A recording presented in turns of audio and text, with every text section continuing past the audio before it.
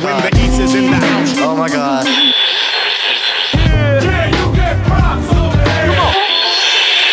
That's it. The bridge is over. The bridge is over. Linden Boulevard, represent. Welcome back to Disposable Arts.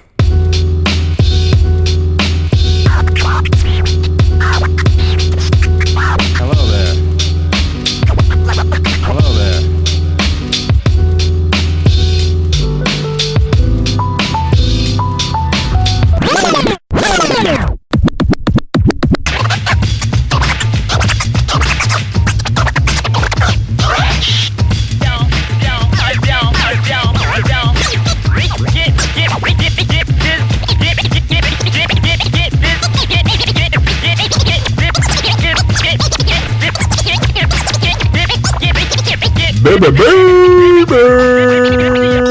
Yeah.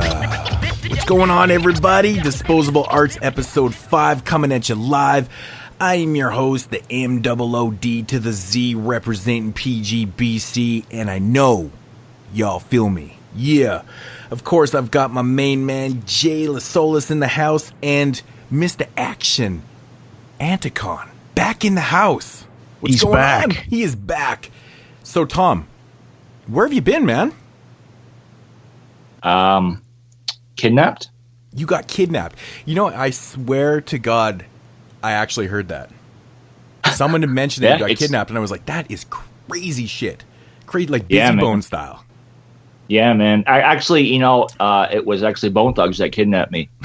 You guys know I called up TMZ to try to sell this shit, but they weren't buying. Man. Shit. That sucks. It's hard to make a buck these days. It's hard to make a buck these days. That's bullshit. It is. Next time I'll try to get kidnapped by someone more prolific, but it is what it is. Are you guys familiar with that story? Speaking of kidnapping, I mentioned Busy Bone. Are you guys familiar with that? No. What, did he kidnap someone? No, so back in the day, this is actually a true story. I don't really know all the logistics and all the facts about it, but when Busy Bone was around 10 or 11 or something like that, he actually got kidnapped. Word is bond. Right. He got kidnapped, and his story actually made it onto America's Most Wanted.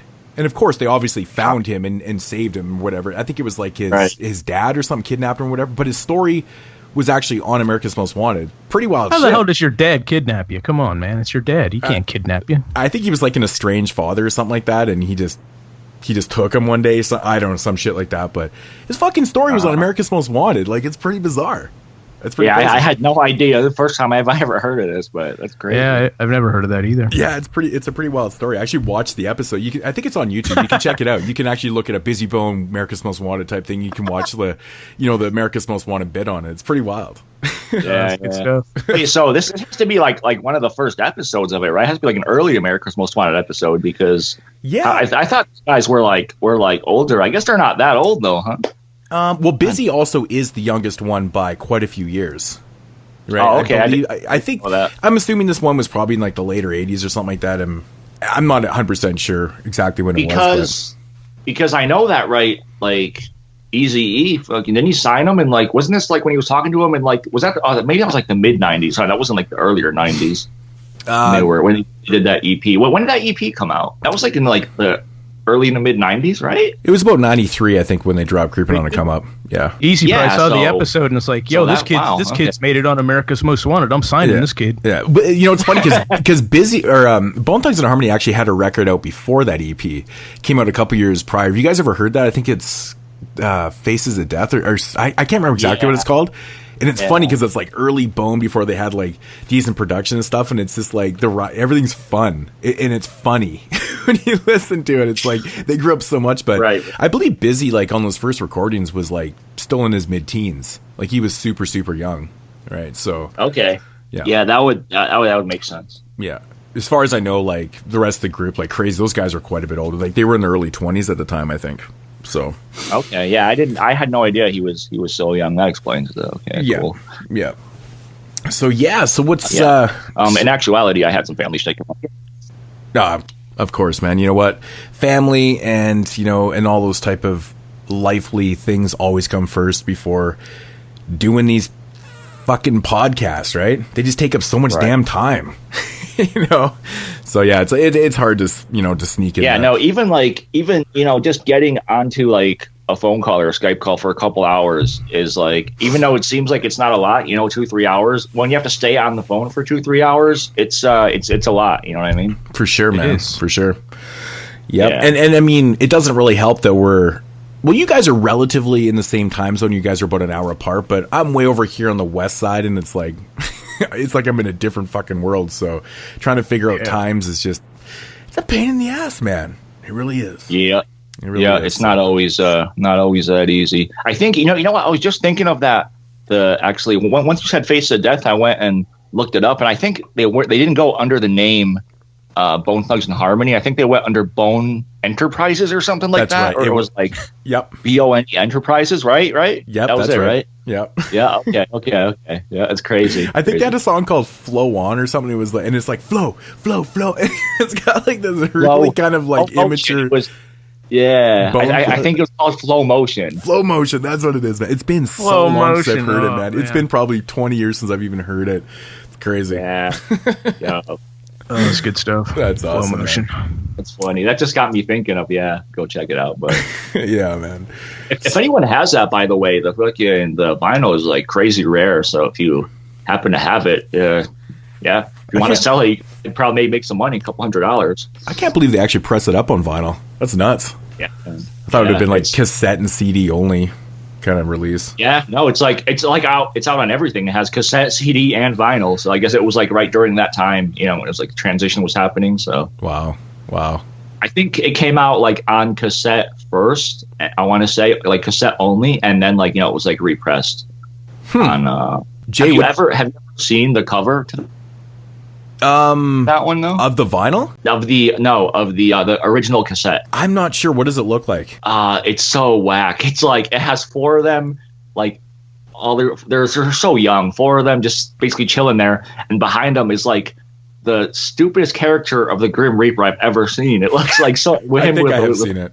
Yeah, a sickle. It looks so bad. Like the drawing. I'm sure it's made to look like kind of like quirky, but oh man, it looks like I don't know, like a high school kid did it, which they probably did. One of them probably did, but yeah, it's probably one of their friends, that's a pretty decent artist. They're like, draw something here. Yeah. I forgot. Oh man, I forgot all about this release. But yeah, the cover art is like so crazy looking. I first saw it, I'm like, no way, this is Bone Thugs. But yeah, it's them when they're like crazy young. So. Well, I'm sure they didn't have any money to go and hire somebody to do some sick artwork for their first release. So right, they just hired Johnny from their class, from science class, and like, yo, draw us up something, man. Yeah. Well, I guess the story goes that when Eazy-E heard him, right. He called Jerry Heller, right? Yeah. On the phone, and he had him rapped on the phone. And Eazy-E was on tour, right? He was like just coming back to Cali, so Jerry Heller sent him out bus tickets instead of plane tickets, so they wouldn't get there before Eazy-E got there. Crazy. So back to Cali before Eazy-E got there, yeah. So then they put him up in like a hotel, and then they were like saying how I watched the interview with him about him, like. They were saying how they were like so unmanageable to work with. Like, so, they were kids, right? They were teens. So they don't want to, right? They just wanted to like, I don't know, have fun, party and shit. So, well, how times have changed, man. You would probably never hear of a story happening like that, or a group being discovered by rapping on a phone call these days. Right. Because everything's digital. People just send files through emails and, all this type of shit, man. It just doesn't work like that anymore. I always thought that story was pretty cool, that. But I didn't know about the bus tickets, though. It's pretty funny.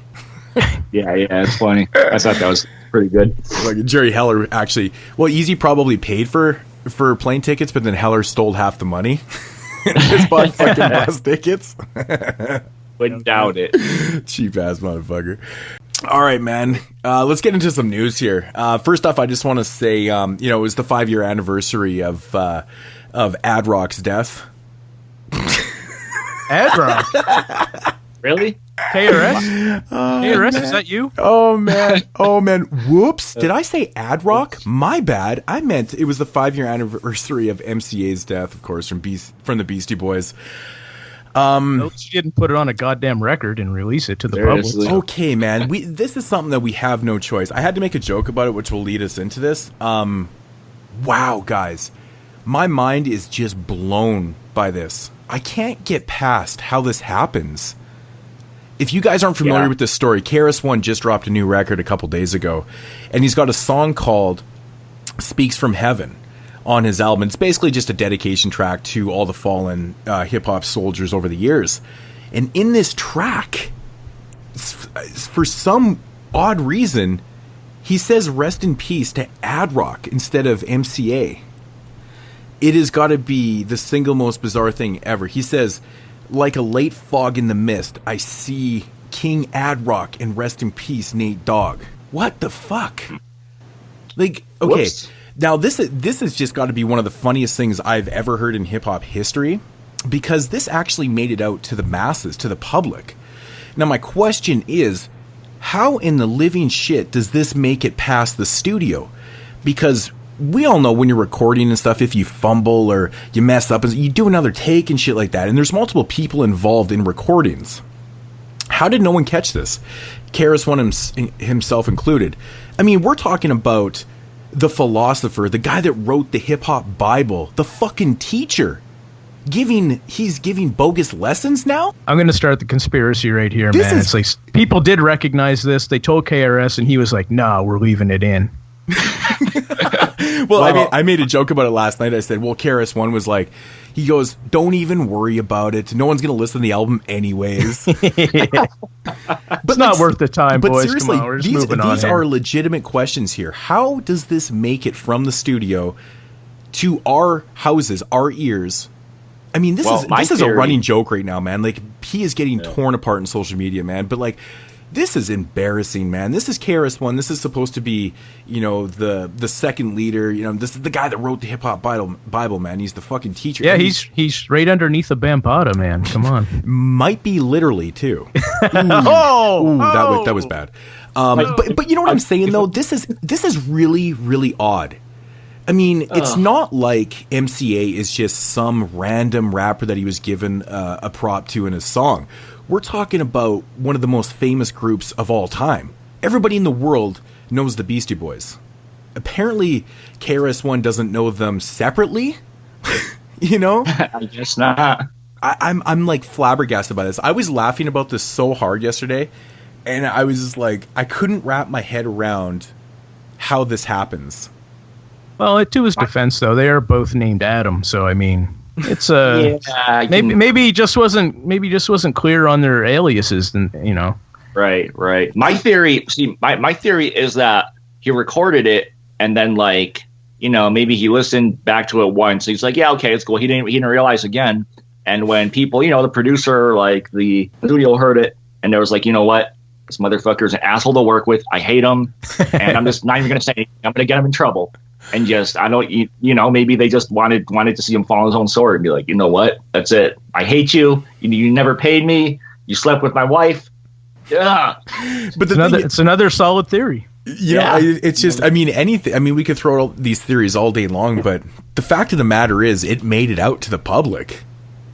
Right. You know, and it's just like, it's so fucking funny to me, man. Like, I'm honest. It's like one of those moments. You know when you're watching a movie or you're watching somebody in real life and they're doing something that's so embarrassing that you get embarrassed? Well, that's how I felt when I was listening to this. I literally like my head turned. I was like, what did he just say? Like, this is fucking crazy, man. It's so crazy. So I get on the internet and fucking it's just blowing up. It's just blowing up, man. I was like, oh my God, this is so awesome. Oh yeah. He's never going to live this down. But do you think if he was on a major label, if that would have got out? I don't think so. I really don't think so. Nah, probably not. Probably not. So that does kind of raise the question: did like Krs-One do this album himself? But like he probably wouldn't though. It's Krs-One. You know, he would have somebody at least, you know, running the boards. You know, hitting the record button. I would think so. Right. Yeah. Oh yeah. I mean, you can do this project two man. You could totally record this whole album just with two guys. But like, fuck me, man. it's one of the single funniest things I've ever heard. Well, hip-hop. At least it's some good promotion for him. It's free promotion, at least. Everybody's going to want to hear this track now. That it is. Even if it comes at a cost. I mean, now Krs-One, I mean, this whole Africa Bambaataa thing, you know, was kind of plaguing him the last year and a half and stuff. And now this little incident, too. I mean, do you think this is like tarnishing his legacy here? I mean, this is some pretty amateur shit, though. Yeah. Yeah, I mean, his reputation's definitely taken a hit. I don't know if he just posted this, but I don't know if he just posted this, but I think this was on his Twitter. It said, this is from Krs-One. It says, "Peace. This is Krs-One. I'm sending my sincere apologies to King Adrock from Beastie Boys on a performance error that I made on a song entitled Hip Hop Speaks from Heaven from my new album, The World Is Mind." It's the name of it, right? The World Is Mind, yeah. Yeah, that's it. I mistakenly, is it supposed to be mistakenly? Anyway, I mistakenly paid respect and condolences to the wrong Beastie Boy member, King Adrock, when it should have been MCA. In light of this, I am redoing the song, Hip Hop Speaks from Heaven, and I am pulling the original version off of my digital release. Okay. Historical accuracy is extremely important to me, so I accept all responsibility for this error. Those that know me and have recorded with me in the past are all aware as to how fast I record in the studio and how immediately my material is released after that. These songs are fresh from my studio sessions where my lyrics are mostly freestyle and off the top of the head. No excuse, though. I am on top of this again. Oh, and again, my sincere apologies to King Adrock, who is alive and well, just so you guys know. Finally, I'd like to thank it's a Double XL for finding this error and bringing it to my attention. Keep listening. A public apology from Krs-One. Okay. I mean, that's good. I kind of figured that he would go out of his way to do that, considering this was a digital release. I mean, it's as easy as pulling the track and just redoing something. But to be honest, I didn't know that this was only a digital release. I thought he had physical copies pressed up too. So that's a lot easier, actually. I think he just released it digitally for now. I think it did say it was coming out physically later.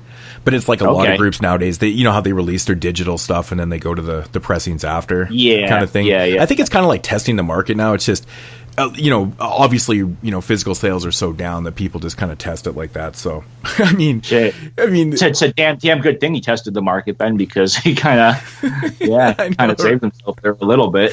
It's actually kind of funny because this isn't the first time this has actually happened to Krs-One. He, I can't remember the track. I don't know if it was you, Jay, that we were talking about this, or I might have been talking with someone else, but there is... I wish I had looked up the track. This has kind of triggered my mind, but there is a track by Krs-One where he's talking about some kind of historical invasion. Somebody invading someone else in or some country or something like that, and it's actually wrong. These people didn't invade this time. Oh, yeah. So this, I can't remember the track right now, but this has actually happened to him before with historical indifferences and, just saying wrong things on records. And again, it's like, Krs-One, you're the teacher, man. I feel sorry for it. I feel really bad for him because Krs-One has been such a big name within, hip hop and the community and stuff. And just to have these things happen to you is like, man. Yeah, that's the thing. If you're gonna put it on a recording, I mean, you better check your facts because it's gonna be there forever, right? Yeah. And unfortunately, that one is because it is on a press release, I believe. So, yeah. But that one's a little easier to get away with because not a lot of people would know that type of history, anyways. I mean, I didn't even know until someone pointed it out to me. Right. So, well, that's the thing. I mean, there could be some people that are actually learning from his lyrics and they're learning the wrong thing, which is kind of unfortunate. Well, that was the joke that happened yesterday. I was like, can you imagine all these young cats? I mean, they already, are listening to some pretty bad things these days. And now Krs is just giving them false information. Yeah. Yeah, right. It's just adding to the fuel to the fire here, man. I guess Krs needs to go back to school. The teacher needs to go back to school. Well, that's the thing. He's misremembering some facts, I think. I guess so. He's got so much knowledge in his head. I mean, he can't spit everything out properly. It's overflowing. There's so much knowledge. It is. Why? What's happening? Yeah, he's only a limited amount of space in there, so some stuff gets deleted as he puts more in. I mean, it's completely understandable. Yep. Yeah, it's not the good old days when he was throwing PM Dawn off the stage for KRS. But. No, definitely not. Definitely not the good old days anymore. It's funny, man. Krs-One is just always making headlines, man. You guys remember? I think it was like last year when he dissed LL Cool J on stage, like during this freestyle or whatever, and then he had to come out and apologize to him and stuff. He just always seems to be caught up in these type of things, right? Yeah. It's like, Jesus, man. It's hilarious. It's good for shows like this, though. We get to talk about Krs-One on a regular basis. Yeah. But yeah, moving along. So not apparently, this is actually a thing. The Beat Junkies are starting up a kind of like a DJ school. It's called the Beat Junkies Institute of Sound of Sound. That's what it is.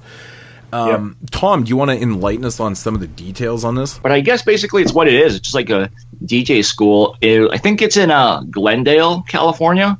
I'm pretty sure that's the location. So if you're in that area, you could probably check it out for yourself. Yeah, I guess you could basically get taught by the Beat Junkies, Illmatic. Let me see. Let me pull up the page here. Well, it says the instructors that are on a weekly rotating lineup. It's got Mr. Chalk, Melody, DJ Recmatic, DJ J Rock, and things like that. So yeah, subject to change. Yeah, there's different packages. I guess you can get. I'm still not completely clear on like how these packages work, what the difference is, but there's like different tiers, I guess. So the classes, from what I understand, are if you want to do like individual classes, it's $100 per class. Or I guess there's like a 5-pack, which you can get for $3.99. So you get, 4 classes. It's like a buy 4, get 1 free kind of thing, which apparently, let's see, sign up for the 5-pack. Yeah, so it teaches you, like, you could use that for like anything from like, cross training, scratch training. They have different levels. They have like intermediate, advanced, and then beginners. So the 5-pack, like, which I just kind of read this while we were kind of talking, is the 5-pack, they're like kind of act like credits. So you could use those 5 credits as like 5 visits, for anything you want. So you could take like any 5 classes that they offer for those 5 credits. It's not like 5 classes that you have to take that they're offering. You could take anything that they're offering. And apparently it expires after 12 months. Oh, really? I didn't see the expiration date. Yeah, I just found that out. Or their other option is, if you don't want to do that, to get like the whole what's it called? The whole kind of course. Yeah, what did I say? $5.99? $5.99 for the whole course, which is 3 tiers. And I think it's $5.99 each time. Like I said, I'm still not too clear on the pricing. I guess if you just want to do it monthly, it's like $60 a month, and then you could just go there, use their turntables, get like professional help. Like so like you can pay a monthly fee. If you don't want to like sign up for the course and stuff. It's kind of interesting how it works, because like the monthly fees are exclusive to time frames, right? So like you can pay $60 a month, and then you can go and use these tables and practice up or do whatever. Monday through Thursday, like 9 p.m. to 10:30, Friday 8 p.m. to 11, Saturday 7 to 11, and Sunday 3 to 6. So you're exclusive to those times, so you can go as much as you want. It says access to all these times and things like that. So and it does say professional trainer instructor on site. So I'm wondering if like you can go there, and if you need some help and stuff, somebody will, assist you on helping you out and stuff. But it does offer all these different packages, like a monthly one. You can get a 3-month membership. And then there's like an annual year one, which is $540. I'm assuming just to do this. So we're talking about like a lot of money you could throw down here. A lot of money. Yeah. Plus, you get basically $540. You get access to use their facility, use their turntables. They also have a record subscription, I guess. So you get 1 month free in the record pool, which I'm not sure what kind of records, if those were like new records or like, kind of like hard to get older records, like DJ records. I'm not really clear about that, but that's like part of the package too. Is like you get part of this like pro shop and like record pool. So it does seem like things are a little bit hard to understand on here. I mean, the short and long of it is the Beat Junkies have opened up an institute for sound. You can go there and pay some astronomical prices to learn DJ skills at different levels. Yeah, I'm not sure if it said like, did the price vary for novice, intermediate, and advanced or anything, or was it just like a standard price for all these type of different levels? From what I understand, it's a standard price, and then you just pick, if you want like if you know a little bit, you can go straight to intermediate, or if you know a lot, you can go straight to advanced, or it's up to you, I guess, from what I understand. And it's strictly and that's for the basics of DJing, or you can take scratch courses too, like in the courses part, which are beginning, intermediate, and advanced also. So there's like all these, and they got different. Well, these frames are quite specific. Beginners are on Tuesdays from 8 to 9, intermediate Friday 6 to 7, and advanced Sunday from 12 to 1. So we're talking like small little blocks of time where you can do this. So that's crazy. That's crazy. Yeah. If you take like the whole package, the $600 one, like that's like the where you first start out, basically starting out from scratch, is you would be meeting twice a week for 90 minutes over a span of 4 weeks. And with that, I guess they teach you stuff like DVS, which is digital vinyl systems like Serato and like, and like trackers, stuff like that. And then it's basically, standard like DJ skills. Is the intermediate package termed as starting out from scratch, or did you just throw that in yourself, Tom? No, I just kind of made that up. Nice. Yeah. Didn't even know it. You didn't even know it. Yeah. So, and then I like the sentence here. It says, "Whether you aspire to perform at a house party or sold out arenas, this is where it all begins." Oh, okay. So on the scratch training, it does have weekly rotating instructors, which are D-Styles, Melody, and DJ Babu. So all these guys that are pretty much everybody that's part of the Beat Junkies is actually technically involved here. I'm assuming that it's subject to change, of course, probably because these guys are famous and they do tour around and things like that. So, but I'm assuming if this is all the people that they've said, I'm assuming they probably have other people there too to fill in the gaps. When more than one or two guys are gone. But for the essentials, for someone that's starting out, though, I would think that probably a better bet would be the school that Qbert has. It's the online Scratch University. It's much more affordable, and you can learn a lot more of the basics online rather than going and paying like $100 a session in this system. If you're someone that's advanced and wants to see like a professional top of the line DJ, and you can actually learn something at that level from them, I think it would be worth your money. But otherwise, if you're an advanced, there's a lot of other avenues to get basic training. Yeah. I mean, if you're an advanced DJ, just taking that extra step, paying that money to get lessons from these, I could see that totally, being a valuable thing for if this is what you want to pursue in your life. Right, completely. Yeah. But I mean, essentially for a beginner and stuff, I mean, it's a lot of money, and I think it's not that accommodative to people's schedules. Like the time frame seem very, very closed. It's like, wow, doing an hour frame 1 day a week kind of thing. It's like you miss that. It's like, you're gonna stay a beginner forever. Yeah, I know. You guys can go check it out. I believe it's beatjunkiessound.com, I think is the website. I'm assuming what you're going to get there is just a lot of rich white kids at the school. Yeah, well, I'm looking money will be flowing. Yeah. I'm looking at like some of these, like, because they have like DJ classes for kids too. And it says like how many spots are left out of like, and I think one of these, I saw it said like out of 20, there's still 11 spots left. So these are filling up apparently. Wow. There's already, like some of the spots are taken. So yeah. So this is like just launching. So it's relatively just kind of breaking news right now. Yeah, I guess it started back in like April, I think, middle of April. So, yeah, so it's only been going for a little bit. So, right. And I haven't heard anything about this. Like, I saw no promotion. Like, this is the first time that I saw about it. I just randomly came across it. So I don't know if they're even promoting this. If they're, if they just like put it out there and there's like whoever hears about it. Because, like, let's be honest, they don't need to do this. This isn't like it's expensive, but they're not doing this for financial gain, obviously, because they have money, Yeah, they're going to be using $100 bills as slip mats. Like, I mean, it is expensive, but my kind of whole beef with this thing is it's too expensive. I don't think it needs to be as much as it is. Like Jason kind of said with the Qbert thing, it's not as pricey and. It's a lot of... Yeah, it's because you're also not paying to use the equipment, though, too. I mean, that's part of the cost, right? It's just... I mean, there is a picture of one of the classrooms, and it's just like... It's set up like a science lab, and it's literally just, turntables, setups. I mean, it gets pretty expensive, too. My question, you probably have to bring your own vinyl, I'm assuming, or do they have, like, an actual library of stuff? It'd probably be all Serato, I would imagine. So yeah, from what I understand, it's mostly Serato and like digital vinyl. Although if you do want to do real vinyl, I believe they provide it. So it would actually make more sense because if you're using real vinyl and you're teaching people, they're gonna be breaking needles and fucking vinyl like left and right and shit. So yeah, I guess for the sake of learning purposes and being a little more cost efficient, digital vinyl is probably the way to go in this situation, especially with kids. I can just imagine the fucking mess on that. That's ridiculous.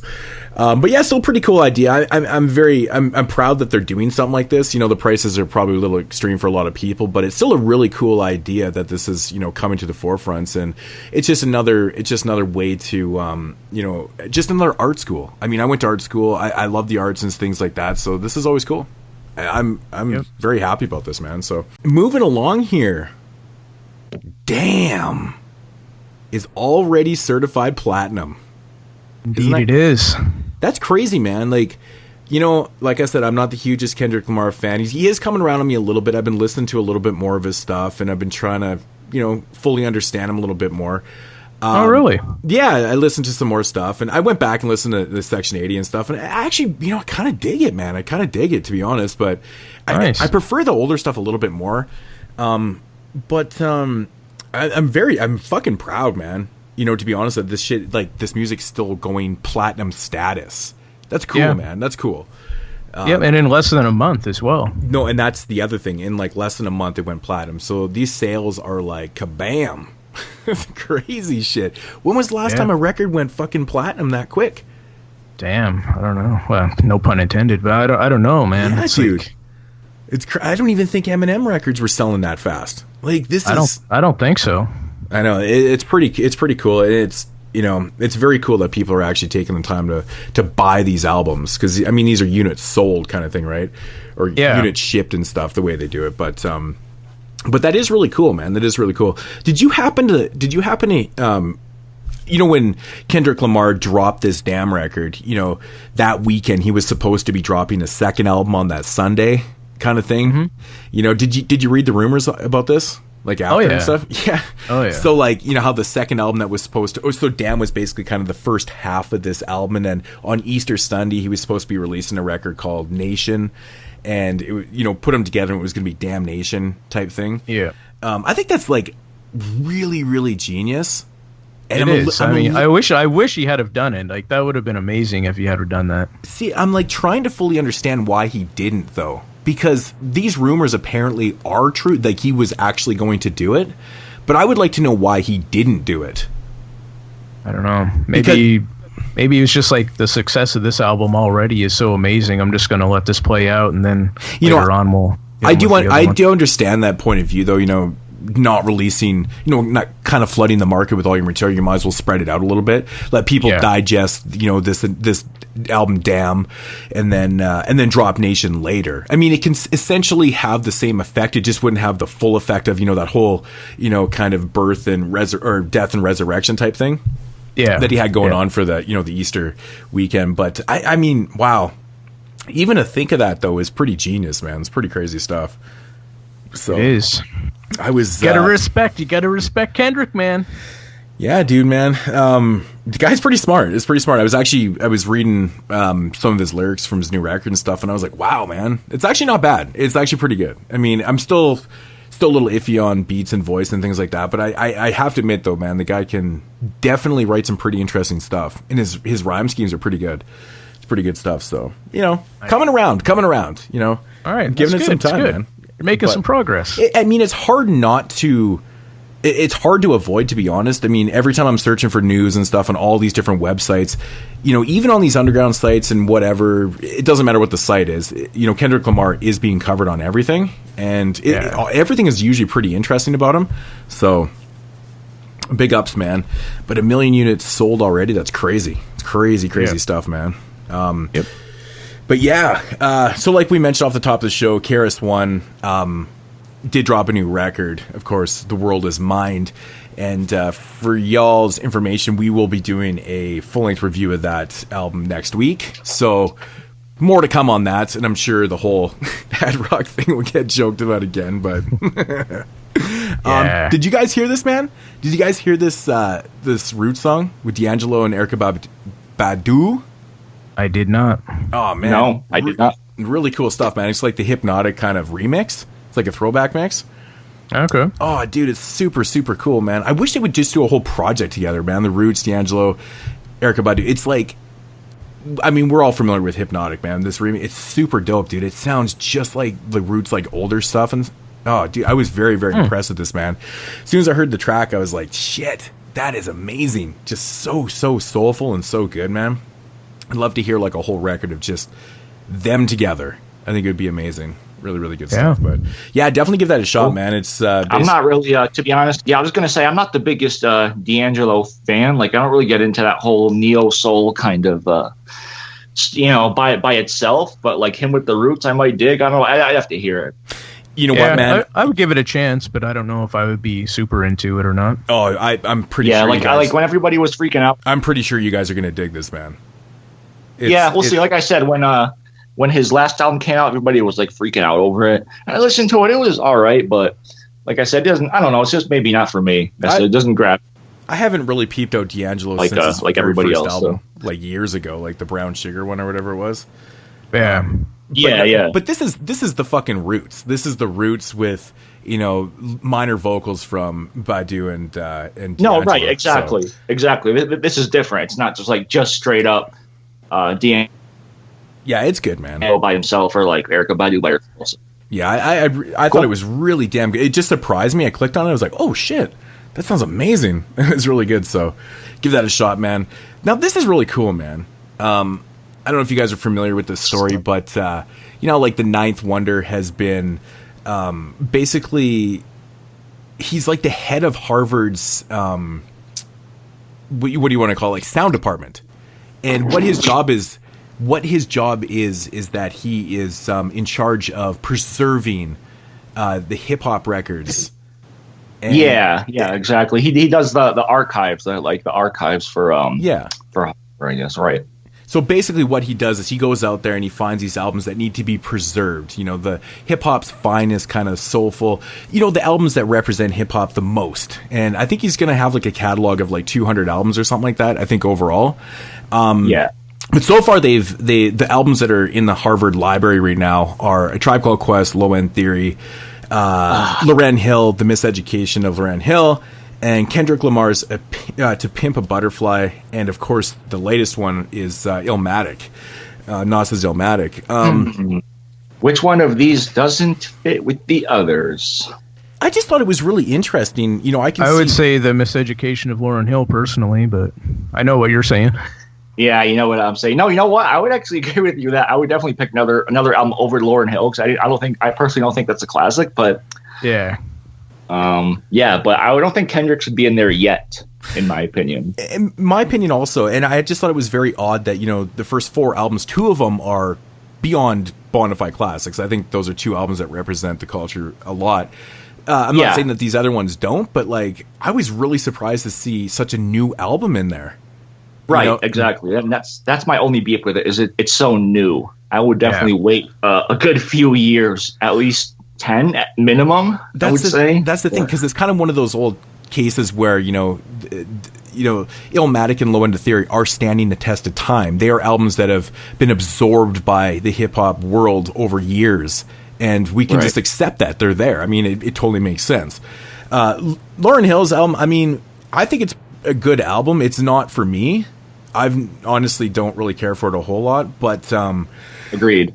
But it's just not necessarily for myself. But I just think that album's a little bit older, but still, it's, you know, it's not. But I can understand. But I can understand that would be in there more than the Kendrick Lamar, because there is such a big love for it, and I can definitely appreciate it as a record. Lauryn Hill is definitely a great MC, and the album is definitely a decent album for his. I could see why that one would be in there. Mm-hmm. I mean, people love that album a lot, and I could see why I wouldn't put it in there if it was up to me personally, but I could understand why people put it in there. Yeah, so. Yeah, me too. I was wondering too. I wanted to raise the question: do you guys think that maybe, you know, Ninth Wonder was under a little bit of pressure to try and mix it up a little bit, instead of having, you know, the first 7 or 8 choices that were inducted into the Harvard, library being, you know, such old records? Do you think that he was under a little bit of pressure to put something new in there to stay current and, you know, the best of the current stuff, you know, to kind of keep everybody happy, you know, with the younger generation and the older generation stuff? I mean, if you put it this way, if it was all old records, I think the younger generation might not appreciate it as much, and vice versa. Also, if they were all new records, you wouldn't have my attention right away, right? No. Yeah, right. No, I can understand that. I just, if it's supposed to be an archive of music where, you know, an archive was supposed to last forever. That's why I kind of have a problem with putting newer albums in there at all. But I can understand why he did it. Yeah. I just, I don't know. I'm kind of split on that. He would definitely get a bunch of shit if he didn't put a newer record in there. And obviously Kendrick is the one that he was going to put in there. I mean, he's the golden boy now. So yeah. yeah, he would definitely be the one to put in there. And I think "To Pimp a Butterfly" is probably his most well-known, well-loved record. I'm assuming it is. It's the one I've heard about the most. So Yeah, definitely. yeah, but yeah, like I said, he would definitely get some shit from a lot of people probably if he didn't put a newer or I'm never gonna say newer, a Kendrick record in there. If he didn't put a Kendrick record in there, he probably would have gotten a lot of shit. Because I mean, what else would he put in there for a newer record? Well, that's exactly what my question was. Like, what else would fit in there from, these modern records of the last few years? I mean, think about it. Like, I can't think of anything, that would represent, because there's a criteria here. These are albums that are representing hip hop and, its culture. And of course they have to be a major, like a really, really great album and stuff. And I'm assuming, to be a little bit more known also would help. I mean, it's not like, say, if Aesop Rock had like one of the best albums of all, I don't think it would be in there. Yeah, right. Like I was going to say, I would if it was personally up to me, I would put that one in there. But it's not. Yeah, that's definitely not an album that made an impact on the culture of hip hop like this one did for sure. So that would like this isn't personal records that he thinks should go in there. At least I'm hoping that's not what it is. But no, I don't. I think he's digging through the crates here a little bit. I mean, he did say it's going to be. I don't know why they set a limit though, because it said he wants to have 200 records in this music library, and I'm like, why? I think it's space. I think it has to do with space, probably. Okay, yeah, that could be it too. Yeah. So they only have a certain amount they could fit in there, and it's supposed to be a minimum of 10 albums per year that he's supposed to be picking to put in there. Oh my God! So the early 90s are going to be just horrid to pick from, man. Like, that's brutal. Yeah, and in his words, like, he broke it down as he's basically said that they're standards of the culture. So I mean, he's got to consider a lot of different things when he's choosing these albums, obviously. And Kendrick, I think, is a good choice for newer albums to be put in there for future listeners. Mm-hmm. Yeah, I can understand that. I mean, I do agree with that. I mean, he is basically the best of what is out there for the time being and stuff. So, but it's just coming back to the whole standing the test of time thing. It's like, who knows, right? Right. Who really knows? But I mean, the time has already been given to albums like Low End Theory and Illmatic. We know that. Right. So, I mean, but where's the cutoff, right? Like, I mean, an album 10 years, is that old enough to stand the test of time? I don't know. Well, Ninth Wonder, it's all on you, brother. We gotta go with what you're saying here. I have to admit, though, I'm really excited to see what else he puts in there. Like, I just want the whole 200 list right now. Yeah. That'd be fucking sweet. I just can't wait to see what's in there. So I'm going to follow this quite closely.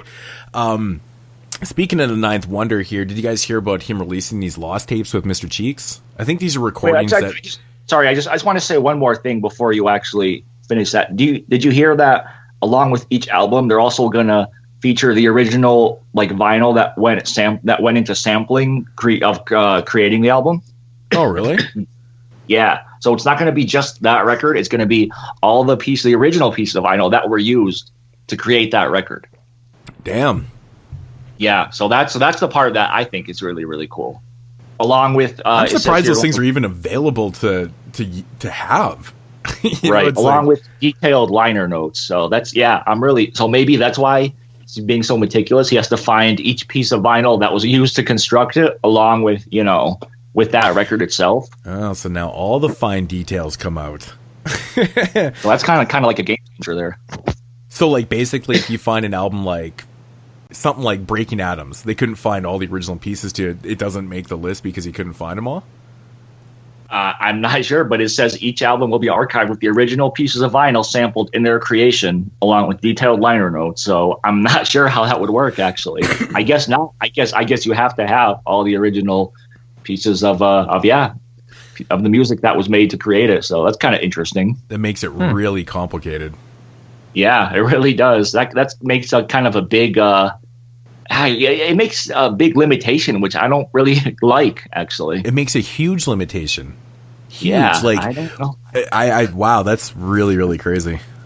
Yeah, you didn't. Yeah, I just found that out when I was looking at it. So that's really, really interesting. Yeah, that is, actually. But yeah, Ninth Wonder releasing the lost tapes with Mr. Cheeks. Did you guys hear about this? I think these are recordings that happened, I don't know, I think in the later 2000s or something like that. Yeah, I saw something about it. Yeah, It looks pretty cool. I mean, that's always cool. I'm always such a big fan of things that are getting, released that were kind of shelved. Not really shelved, but just projects and things like that. These are the type of things I always get super excited about. But, I mean, it is Mr. Cheeks, man. Through the 2000s, he didn't really do his best work, as we know. But I'm curious to hear him, though. I'm actually really curious, so. But anything with Lost on it, I'm always excited. So I thought this was pretty cool, man. I was reading this article on some of the fallen soldiers that are getting like street dedications to them in New York. So Scott LaRock is actually getting I don't know if he's getting a street named after him or if it's like a street dedication to him and stuff, along with Fife Dog and Pumpkinhead and stuff. These guys are all getting like street dedications to them in New York. I think that's fucking awesome, man. Yeah. And I think it's pretty cool, actually. Scott LaRock Jr., of course, Scott LaRock's son, he runs SLR Music Label. He's got this music label that he does, and he's got a bunch of artists and stuff like that. And they're having a showcase on May 19th for all those artists and things like that. And I think some of these things are getting announced there and stuff, but I'm not 100% sure on the details. I thought it was quite interesting. I was watching his interview with Scott LaRock Jr., and they were asking him about, him starting up this company and things. And he went on to say that he is basically doing it all himself. He's not really getting any help. He doesn't want help from anybody else. He went along to say, D-Nice has been there right from the very, very start and things like that. And he kind of strayed away from saying, Krs-One was... It sounded like to me that he hasn't been around at all. And I thought it was quite interesting because you know how much Krs-One talks about Scott LaRock and all that type of stuff. And I just thought that was very, very intriguing, that he just doesn't seem to be around. And because he did go on to say that, he reached out to Krs-One because they're doing this benefit show and stuff. And he wanted Krs-One to, come and do something with the showcase. And he hasn't got back to him. And this is like a recent... And I was like, what? I'm like, that's just so fucking strange. I mean, like, wouldn't you want... Like, Krs-One should be one of the first people there. You would think, right? So KRS is busy making headlines in other ways. Well, he's too busy re-recording songs. True. That's what he's doing. But it was very, very interesting, man. Scott LaRock actually never knew his dad. I guess he died when he was only about 9 months old, he said in the interview. I didn't know that. But that's kind of cool. So, not that he died, but that they're doing the showcase and stuff. But he sounds like he's pretty business savvy. Like he really is not trying to, get, like I said, a lot of outside help and things like that. I think it's pretty cool that he's just doing this all himself. I think that's very, very cool. Not using his name to kind of, to implant and, kind of get handouts and things like that. Big ups to Scott LaRock Jr., man. I think that's fucking awesome. Good job. So, man, I was reading up on the your old Droog the other day. You know the whole Nos thing with him and stuff. You guys know the whole story with that, right? You know how like when Droog was coming out and things like that, and how everyone thought that he basically kind of sounded like Nos and shit. Like that whole fucking that whole story is just so funny because I was watching this interview with him, and he was basically saying that he wasn't offended. Like if people want to think I sound like Nos, that's awesome. He's like, Nos is a god and shit like that. And he basically went on to say that Mass Appeal, like Nos owns half of that or something. There's 3/4, or he's like one of the owners of Mass Appeal. I'm not sure of the percentage on that, but he is one of the owners. We'll go with half. I think he is half owner or something like that. But he went on to say that Nos basically, or Mass Appeal, kind of are the ones responsible for spreading that rumor. I thought that was quite interesting. Oh yeah, I didn't know that. Yeah, I was watching this interview and I thought that was the most intriguing thing because I always heard about this Droog Nos thing, blah blah blah, and I think your old Droog is very well spoken, man. He did a really good job in this interview. It's quite interesting. How he explains his name and things like that. Droog is obviously like it's a Russian word for friend, and he basically gave himself this name and stuff. And I thought it was pretty cool. But I don't know. You guys got to check out this interview, man. I think. Yeah, I've seen Droog in other interviews. He's a pretty funny guy. Yeah, he's very, very, very straight up and just, you can tell he's just no bullshit, kind of thing, right? Just kind of tells it how it is. And he's like, why would I stop the rumors that people were saying that I sounded like Nos? He's like, it was a fucking compliment, guys. Because people are like blowing it up like he was the one that started the rumor, right? And he's like, I had nothing to do with it, man. It just came out one day. And Yeah, well, I mean, regardless of who started it, I mean, it went wild on social media and Yeah, stuff. Everybody's yeah. like, this is Nas's alter ego. It's Nas putting out this album. So, I mean, he does sound like Nas. I mean, he sounds like, I'd say he sounds like Nas, so I don't think it matters who started the rumor. The rumor would have been out there regardless of, you know. Well, Yeah, no, somebody would have blew it up regardless. Well, I think it's more the fact that people were criticizing Droog for starting the rumor. They're like, "Oh, you're just using Nas's name to make a name for yourself," kind of thing and stuff. And he's like, "Oh, really? I never heard that." Yeah, either. because he went on to say, he's like, "Man, I had nothing to do with this. It was like they printed up something, mass appeal, and it just kind of fucking blew up on the net and shit." And I was like, he's like, "Why? I just kind of ran with it. I wasn't mad." I was like, "That's actually really funny." Pretty cool stuff. But yeah, it was a good interview. I think it's on Ambrosius. I don't know. It was something I was watching anyways, but cool interview though, man. Cool interview. Did you guys happen to check out that Mannie Fresh interview that I posted? Oh, dude. No. Dude, there was just one thing I checked it out because I honestly never really knew a lot about, Mannie Fresh and the whole Cash Money and stuff like that. But there was one thing in this interview I thought was quite interesting. Is how he went on to say that bling bling is pretty much the worst thing ever to happen to hip hop. And he fully admits it too. He's like, man, we did a lot of big things in those days, and it was actually quite interesting to hear him talk. And he's a very, very well spoken guy, and he's got a fucking quite the head on his shoulder.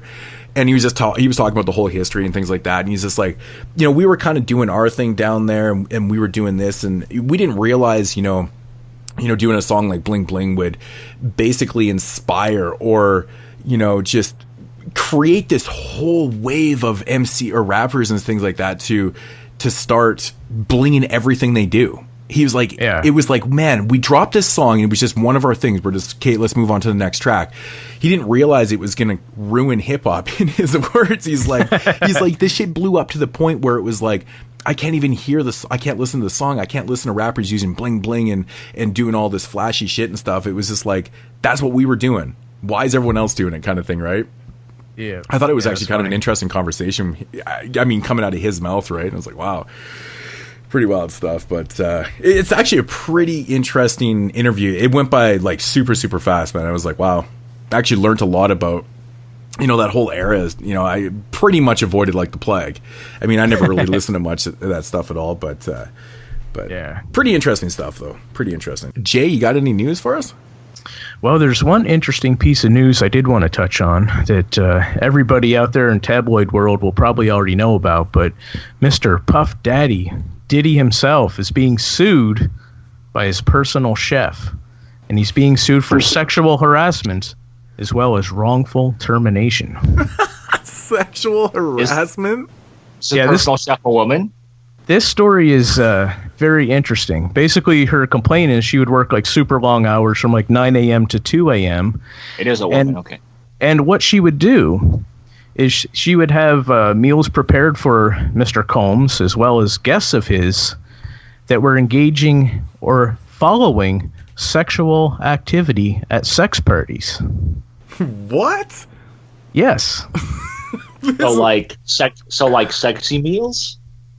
The meals themselves weren't sexy, but maybe they should have been. And Mr. Diddy would have been more happy with her performance. But basically, one time she said one of her main things that was quoted was one gentleman entered the kitchen and asked her to look at and admire his genitals after he had engaged in sexual activity.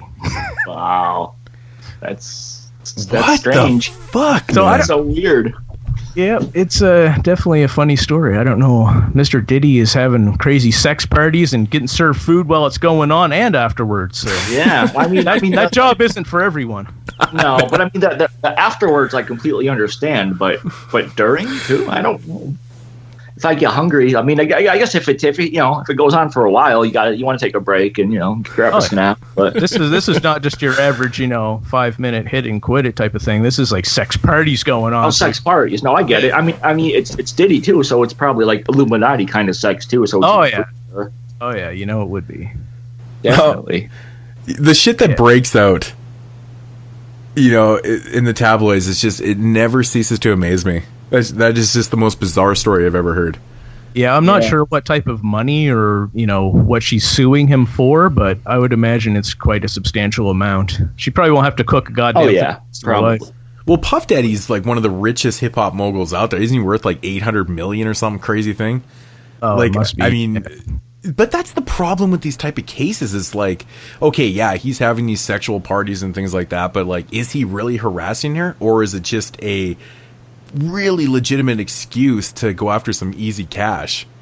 Right, I mean, because she didn't say that actually. I mean, it wasn't him that asked her to admire his member, right? Was it? It was some random dude. So yeah, it's a guest at the sex party. Yeah. So I mean, so how did he actually? I don't understand how he sexually harassed her. Did he like? I think she was saying one time, like he did sort of proposition her at one point or something of that nature, but that wasn't the main quotes that I was reading from the. But P Diddy's got some lawyers, man. Like she's never going to win this case. There was this one time where either that or a lot of people just do this, so then they'll just be like, all right, give her like $1 million, get her that. Right. Just to shut her up. Yeah. Settle out of court, man. Here's $1 million. Get the fuck out of my face. Yeah, basically. So that's probably what will happen. But I thought that was a pretty funny story, though. Yeah, I think. Yeah, Moots, to answer your question, he's worth $820 million in 2017. So damn, you were right on that, Moots. Wow, I was really close. Yeah. Damn. Moots all up in Diddy's business. That is a shit ton of money. Fuck. Apparently, he's the richest hip hop artist this year. So crazy. Doesn't that just blow your mind? Like the only thing that I've heard of P Diddy like in the last couple of years is sexual harassment cases. Like this guy is raking in money somewhere else. Like it's crazy. Yeah, it's got to be all dude. It's all those residuals from Biggie and the P Diddy and the Family album. Yeah, man, exactly. all this money the guy has, and he just can't get a chef that he can trust. How fucking hard is it, man?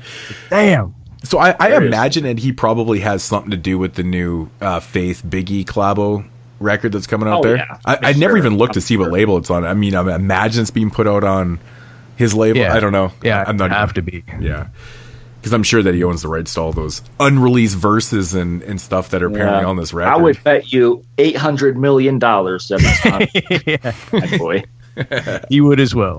The only other thing I wanted to touch on is say happy belated birthday to the Ghostface Killer. Turned 47 years of age on May 9th. So, Introducing the Ghostface Killer. Yeah. How old is he? Nice. 47. 47.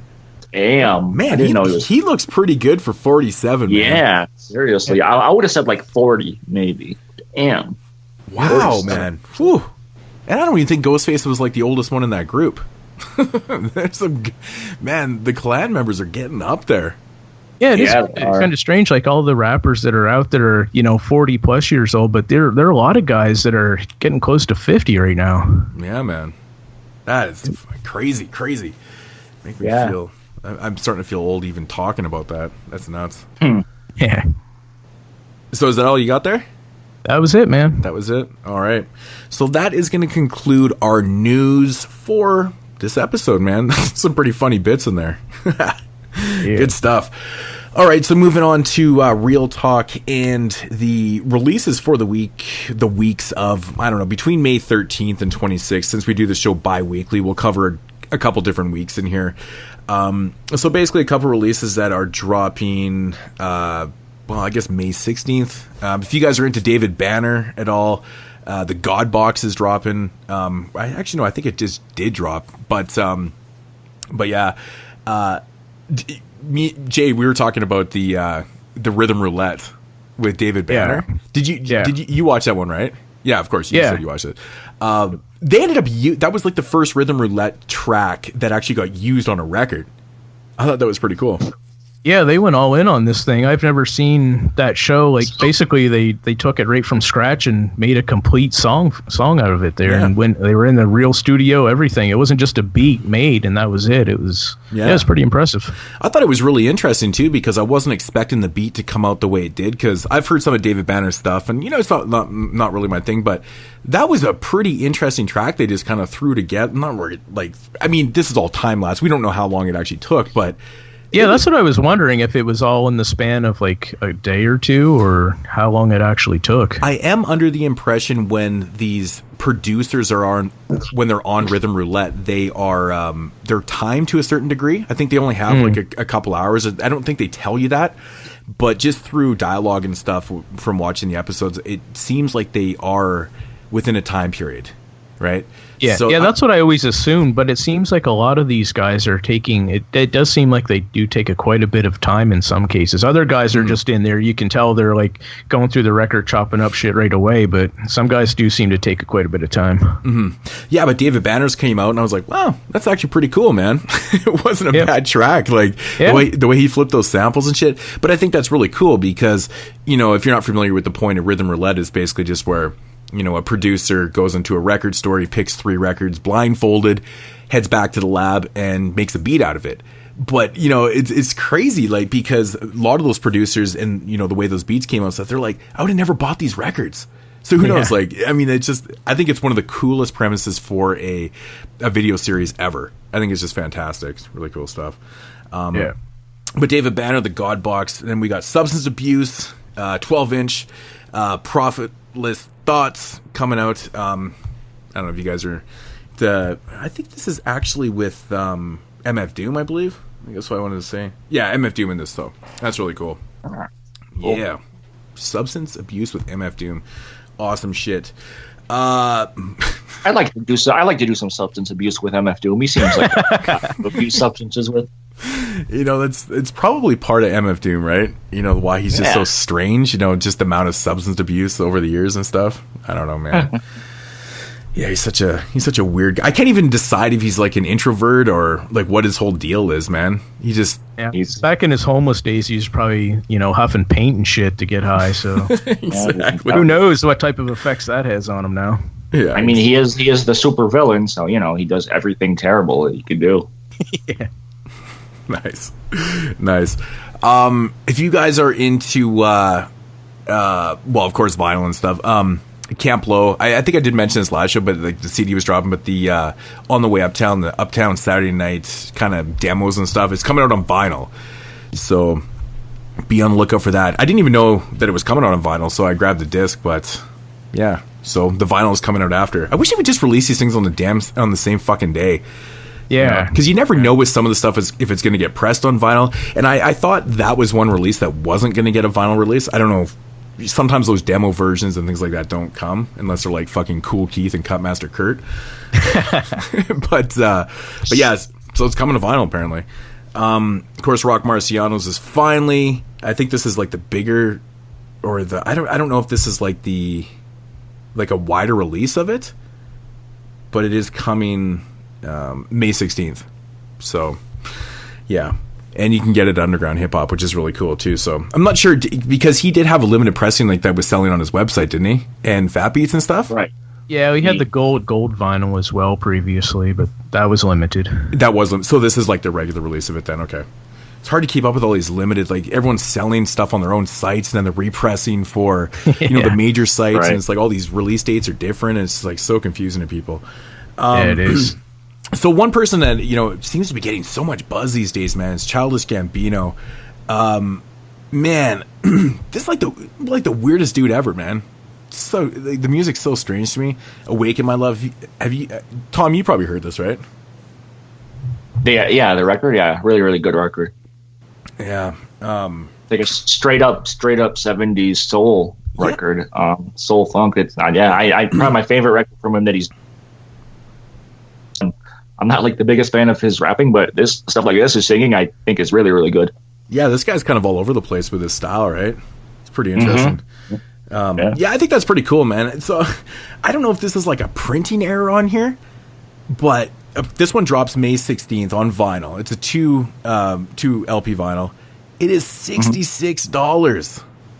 Yeah, wow. No, that's right, because there's a couple different variations. I think that one that you're looking at is like this supposed to be this 3D limited thing where it's like, I don't know, some kind of weird 3D vinyl they call it. I have no idea how that works, but I saw it for pre-order on his site too. So no, that's the right price. This one actually says black vinyl on here. So it says box set exclusive booklet. I think it's the same thing. Yeah, I think it was black vinyl. It's still some kind of weird, like crazy packaging though. So yeah, I was just like, wow, $66, man. That's That's crazy. That's getting Dude, up I there, think- man. I think the one that was even more limited, I think was like over 100. I think it was like 120 or something. Wow. 120. Oh, Yeah, it was pricey. The one that I saw before this one, like when it was like in early stages, was like over $100. Huh. That is unbelievable. It was nuts. One of the albums that we're going to be reviewing later on the show actually is coming out on vinyl. I believe in CD on May 16th. Yeah, in CD. We got Inside and Damu, The Fudge Monk, Ears, Here, Spears. I always have to say that album title super slow because it's like a mouthful. Ears, Here, Spears. Like, just say it fast. It's like, it's fucking hard, man. It's a tongue twister. Yeah, it is. But, speaking of albums coming up, or CDs and, and vinyl and multiple formats coming out on the same day, this one's actually getting a cassette release too on the same day, so that's awesome. So if you're into the tapes, it's coming out, man. That's awesome. Good shit. I believe that they're all limited though, the tapes and shit like that, so we'll be on the lookout for that. Speaking of Faith Evans and Notorious B.I.G. doing like that Nat King Cole, and that's pretty much what it is. It's like that kind of that father-daughter. This is like kind of the answer to that type thing. You guys remember that record from years ago? It's kind of like the same type deal, except for husband and wife type deal. I'm actually kind of curious to hear this because it keeps being promoted as there's like unreleased verses and shit like that from Biggie, and I'm like, why the fuck didn't they use those on the other records where they just recycled verses and shit? They're gonna hold on to the... I just have to laugh at this shit, man. It's like unreleased verses. Like, oh god. I know, but like, I don't. It just it bugs me because when Born Again came out, they recycled some of his verses from Ready to Die and stuff like that on there. I mean, if they had all these unreleased verses, why didn't they just use them on that project? Probably because they're bad. They probably aren't that good. Well, they're probably totally outtakes and shit, right? They probably chop these things up and like. Oh, yeah, exactly. That's why I got to hear this. I have to hear what this sounds like because there's like 27 tracks or some shit, and it's like Biggie's mom's on there talking. Well, there's a bunch of interludes and like I mean, this project it sounds like they put in some work. They put in some damn work for this project. So I'm curious. I mean, I'm just surprised that they still keep coming up with unreleased verses and tracks after like all this time. We figured that by now they would have tried to literally cash in on everything that they had and just put everything out there, but. Nope, they're still coming up with stuff, so... That's bizarre. It's never gonna end, man. Never gonna end. It's never. Guess not. Well, I mean... I'm not... After a while, I'm just gonna start to think if they're not, like... like those holograms, why don't they're, like digitally, like, enhancing his voice just to come up with, like, new stuff? Yeah, exactly. It's not really him saying it. It's just, like a computer. Yeah. Like, they made the voice so, like, realistic that you can't even tell. You know that they have that technology now. Oh, yeah. Oh, yeah. Sure. Oh, yeah. That's ridiculous. Oh man, wouldn't you just be so pissed to find that out though? You buy this unreleased verses from Biggie, and it's just like all processed shit that they did digitally. Yeah, seriously, it's a bunch of like just ghostwriters like typing it up on the computer like a voice changer. It's like that fucking rap app that you can get. You can talk in your phone, and it just like makes a rap song out of it. It's like how gimmicky is that shit? Fucking horrible, man. So they could definitely do that though. I'm sure. Like there's. They could get somebody to just do the rap and then have it sound like Biggie. There's no question they could pull that off. Oh, yeah. Fucking unreal, man. We got Nonfiction. The Future is Now is being reissued again. So for all the people that missed the first couple pressings, of this is another pressing because they're all out of print. So, but you make sure to get it this time before it goes out of print, people. I always hear people, I need that Nonfiction. Is that released? Is that going to be on CD as well or just vinyl? This is a CD release for it. Oh, cool. I might grab that then. Yeah. So if you don't have a copy, make sure to cop it this time because this is the third release of it. So, I'm really, really excited about this release here, man. Earl Davis, Breaks with Mistakes. It's basically Damu the Fudge Monk. This is it's like a project he did with K-Def, and what it is Damu is doing a whole pile of drum beats, like playing real live drums and stuff, and they basically just kind of made a record out of it and shit. I'm not exactly 100% sure what it's going to sound like. It sounds like they're sampling and looping shit, and he's playing real drums and stuff, but K-Def was involved. I think it was recorded at K-Def studio and shit. And it's called Breaks with Mistakes. So it's fucking pretty awesome, man. But I'm such a big fan of Damu's work. Yeah, it totally does sound cool, right? I know. I thought that was really neat. So can't wait to hear what that sounds like. And it's kind of cool because it breaks down all the tracks into their BPMs. So he kind of did different tempos and shit. So I'm really curious to hear what it sounds like because it looks like it's just all over the place. Really, really interesting stuff. So, yeah, we got this one right here. I think this is DJ Markey Volume 2. DJ Markey. I was getting close to saying Markey. Influences Volume 2. It's like a double DJ Markey. That's what I was thinking too.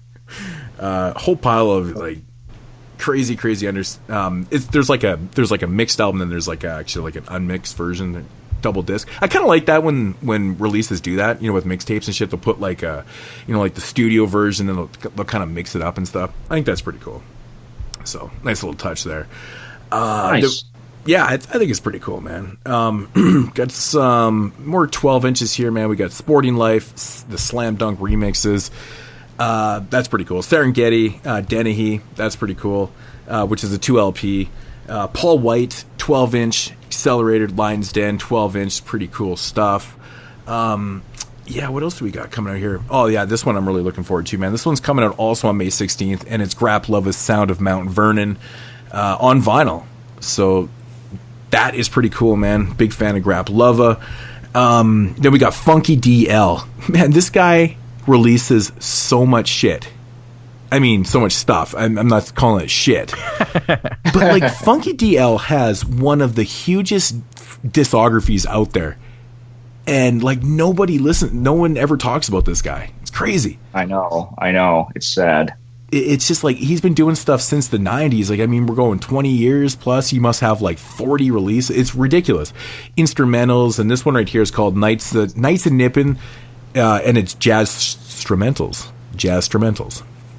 Nice. So that's definitely something I know you're going to be intrigued about, Tom. Yeah. But yeah, man, this guy just never seems to fail. He's like, everything he seems to put out is pretty good, man. It's pretty good. Seriously, yeah. Everything he does is like dope, is quality. So I love, dope. That's good. Yeah, like the Tribe Called Quest record that he just did, man. The tribute was really good. Like, the really good stuff, man. And this one is available on CD and white vinyl. So white vinyl. Ooh, fancy. That's nice. We got. Of course, speaking of Cutmaster Kurt, the Redneck Games is actually coming out on CD, so that one's getting reissued. What is the deal? I know we asked this before, but Jesus, man, it's like every fucking couple weeks or a month, there's more Cutmaster Kurt stuff coming out. It's ridiculous. I was getting kind of worried that we weren't going to hear any more from him, but nope, here it is again. So thank God. I think it's official. It's like every single Cutmaster Kurt record now. I was running low on my Cutmaster Kurt re-releases. So it's funny, man. Now this I have to mention, man. The Rudy Ray Moore Zodiac album. Oh my God, the album cover to this is the funniest shit I've seen in such a long time. It's literally Rudy Ray Moore standing on the cover with his arms around a chick, and they're both buck naked. It's fucking ridiculous, man. Like, literally, his dink is hanging out, and her muff is on the cover, man. It's the funniest. I gotta see this. This is the funniest album cover in the history. Well, I looked at it right now. So it's literally like a cover of like a porno or something. That's what it looks like, man. Of course, you're not familiar with fucking Rudy Ray Moore. He's fucking Dolomite, man. It's good shit. Yeah. But yeah, that is probably the funniest album cover I've ever seen. It's pretty blatant. I can't imagine that one just being sold in Walmart. Yeah, Walmart will pass on that one. Yeah, that's priceless, man. Paul Nice, 5 Fingers of Death, the 7-inch edition, man. So that's pretty cool, man. Got some 7 inches from Paul Nice, awesome stuff. Nos, we have a clear gold vinyl 7-inch for Understanding, the 14 KT remix. Yeah, that's kind of a random release, to be honest. That's really, really strange. 14 karat gold. Yeah, the 14 KT. Are you guys fans of 14 karat gold? I don't mind some of his stuff, actually. He's a very hit-and-miss producer, man, for me. Yeah, I would say the same. Yeah, I've heard of who? Of 14 KT? Yeah.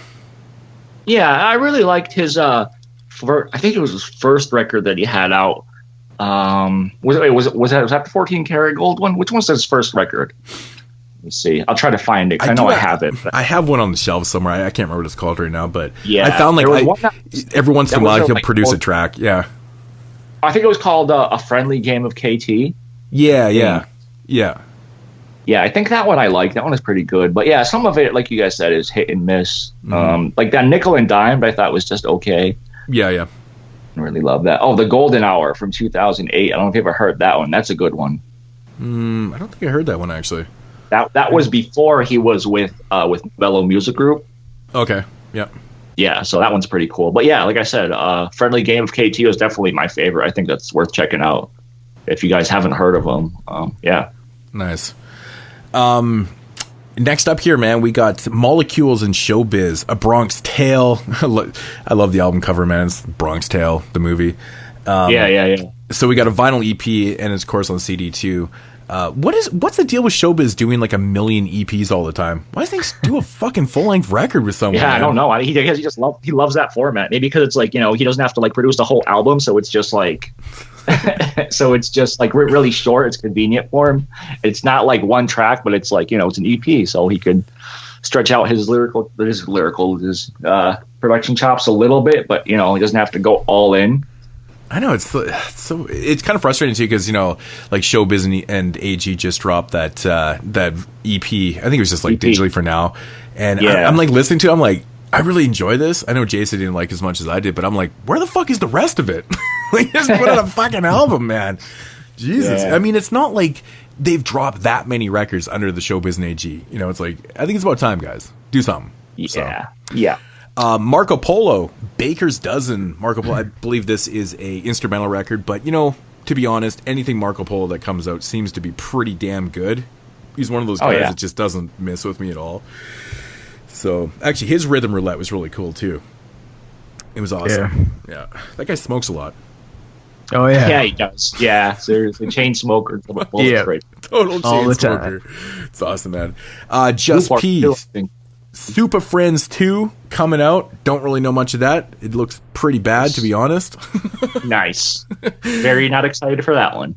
No. Then we got Giles Salam and Iwani. I'm not even sure how to pronounce the names, man. That is just like crazy. It's called Past Lives.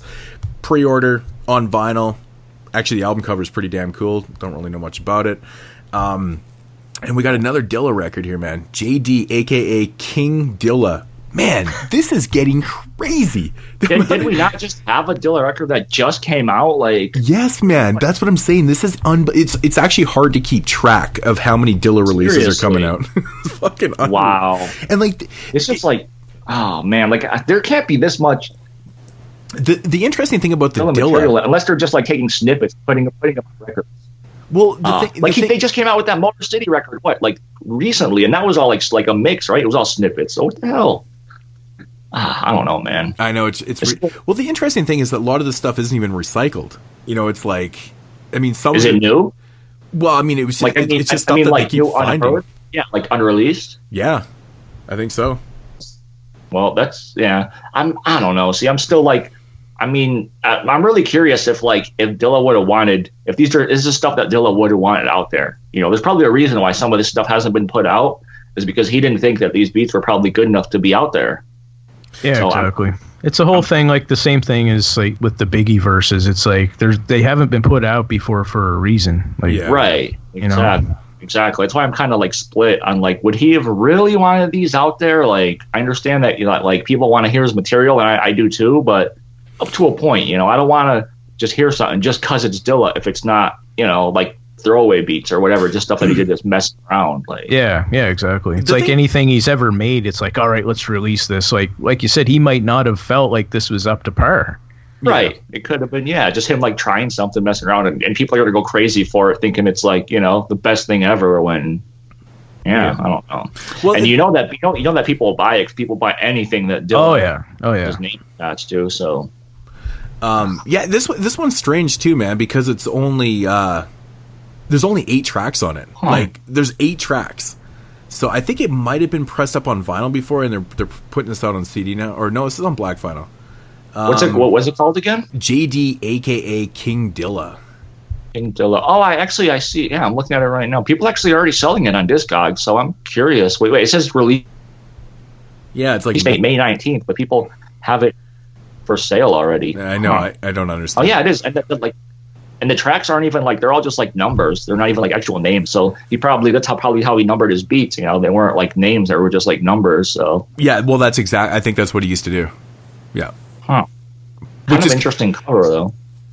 Which is kind of an interesting way to do that too. I mean, I guess if he was just saving all of his stuff like on like digitally or whatever, you just kind of name it or whatever. But yeah, man, like how could you ever remember which was what without a name? Right, exactly. It's like he's either had like the best memory ever, or he just Dilla's like, man, I got this beat for you, but I can't remember if it's 213 or if it's 416. Shit, man. I guess you're gonna have to take 312. It's like, holy fuck, man, crazy. Anyways, moving along here, man. We got some DJ Wreckmatic. We just talked about him earlier, man. Beat Junkies, man. Yeah, Wreck got beats, man. So he's got a new project coming out, which is pretty cool. And that is a cassette release. That's pretty cool. A lot of cassettes. I actually have to look at the formats now because I keep assuming it's CD and vinyl, but I'm like, oh no, that's a cassette. Speaking of cassettes, man, DJ Inform, Beats from the Box, instrumental project. This one is getting released on cassette also. That's pretty damn cool, and this is fucking awesome. The Artifacts Easter white 7-inch vinyl coming out, man. Artifacts. Yeah, it's fucking awesome, man. I'm super stoked. I'm sure that'll sell out in 5 minutes. Yep. As usual, man. What else is coming out? Okay, this, I don't know, man. This must be just the wider release of it or whatever, but Underground Hip Hop is getting it. The Dr. Octagon, the deluxe edition. The price on it at Underground is $74.99. What was it on when they were selling it on Fat Beats? Was it about that price too? Something like that? I think it was. Yeah. Okay, so yeah, but I could check real quick actually, but I think it was about the same. Yeah, right. Because I know you can get like you can get the like from their kind of from themselves, like from the group themselves. They were doing like a pre-order, but it wasn't on like a Kickstarter. It was on like on their own site where you can get like different packages for stuff that they were like. You could buy like test pressings from them and like random stuff like that. And then they had different versions of their vinyl too, like picture discs and stuff. So did you guys hear about that? Yeah. Exactly. On Fat Beats, it's the 3LP custom Octagon box. It's $69.99 on Fat Beats. Oh, so it's actually cheaper on Fat Beats. Interesting. Little bit. They all wait. Is that the? Because I know they had like the lenticular cover one, which is the one that came out recently. There's so many different versions now. See, I wonder if like the not test pressing, the picture disc is one that sell regularly too, or if it's only available through their site, through that like pre-order thing. Because you know that if it's not, then if it's only available through them, the price on those are going to go crazy up too, and people are going to charge like $500 for one. Jesus Christ. Probably. Boogie Down Productions, Ghetto Music, the blueprint of hip hop, coming to vinyl. Was this never pressed up? No, it's pressed up. I was going to say this had to be pressed up, so I guess this is like a reissue. Usually they just say reissues or something like that, but so yeah, this is getting repressed on vinyl, which is pretty cool. I actually like that album, like some people. Nice. But yeah, so I don't know, man. I always kind of hear like a lot of hate about that one for some odd reason. I actually like it though. Really?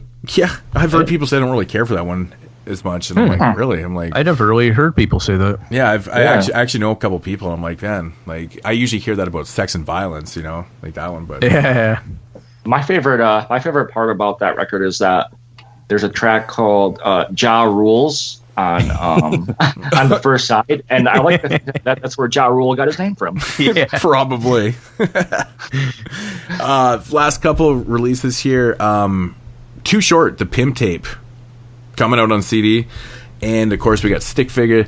This record's already out, but the vinyl's coming out for Central Standard Time. I thought this album was like really, really oddball. I know me and Jay were talking about this before, and he's got a song on this record called "The Get Down," and it's featuring Rappin' 14. It's produced by Exile.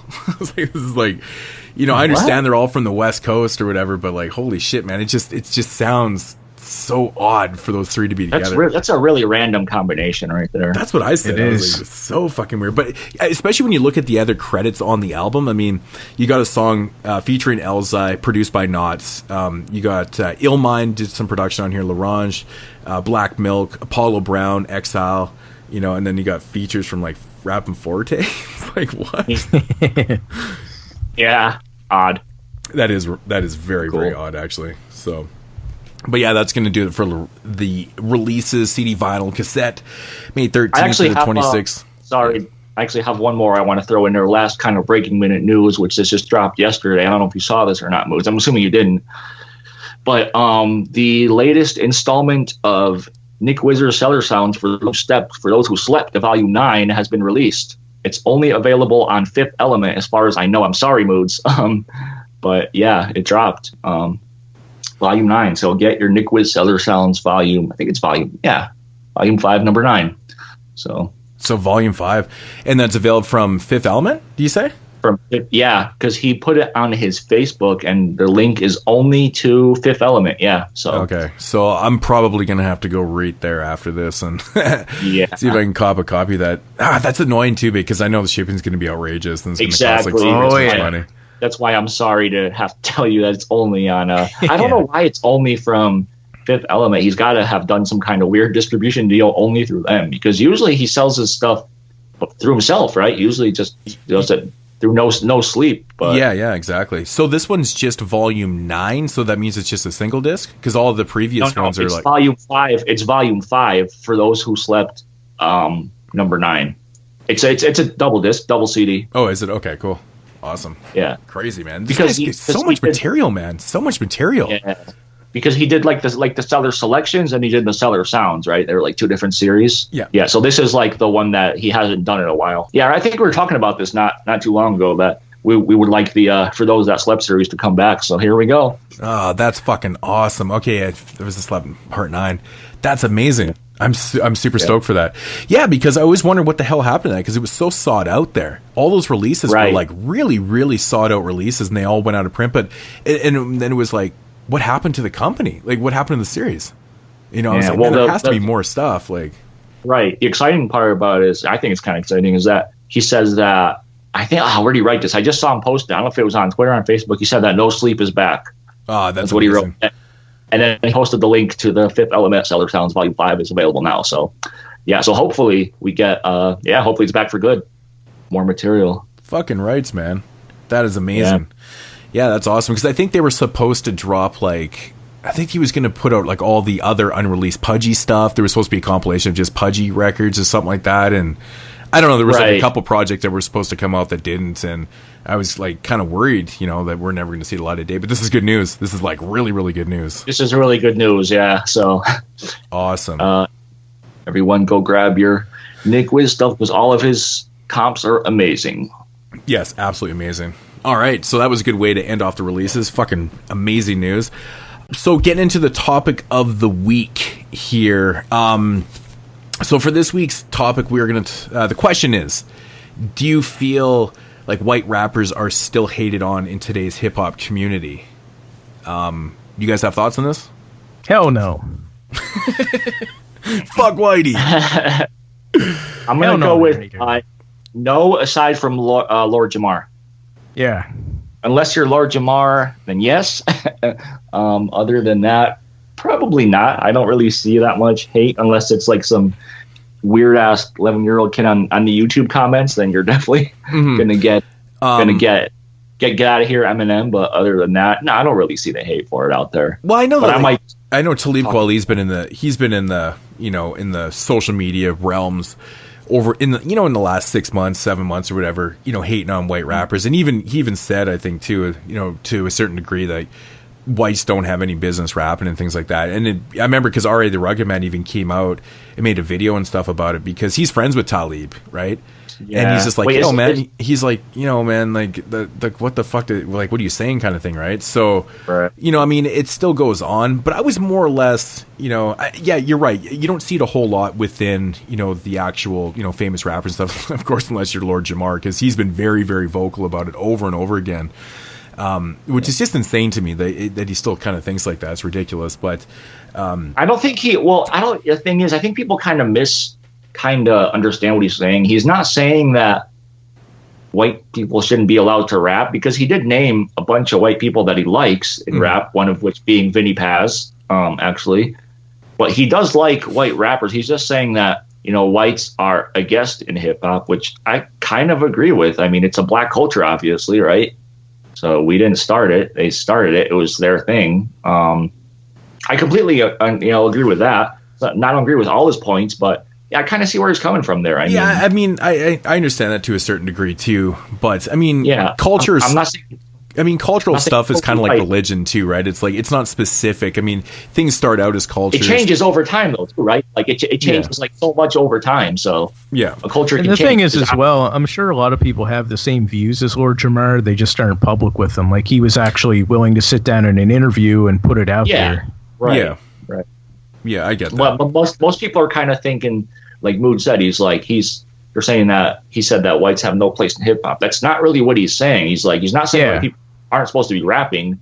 He's saying that, white people show your respect for where you are in hip hop and how you got there. And I agree with what he's saying, especially since, like I said, he did name Vinnie Paz. I wish he could remember who else he named. I think he named like Apathy and like all those demigods dudes. I know he named a few other people too, like white rappers that we all enjoy, that we think are dope, Yeah, and I mean, he's like, I totally respect them. There's just, people like, obviously people like, what's his name there? Macklemore, he doesn't agree with because of, his stance on, whatever, that song he had about.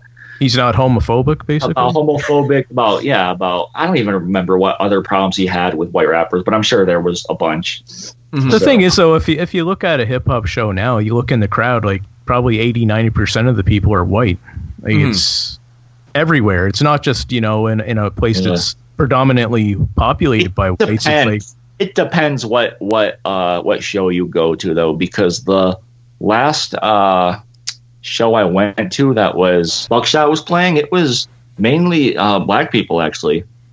Not a lot of white people in there. I was one of the few people, and this was in New York. A lot of the shows that I go to in New York, depending who's playing, a lot of 90s artists are with a lot of white people.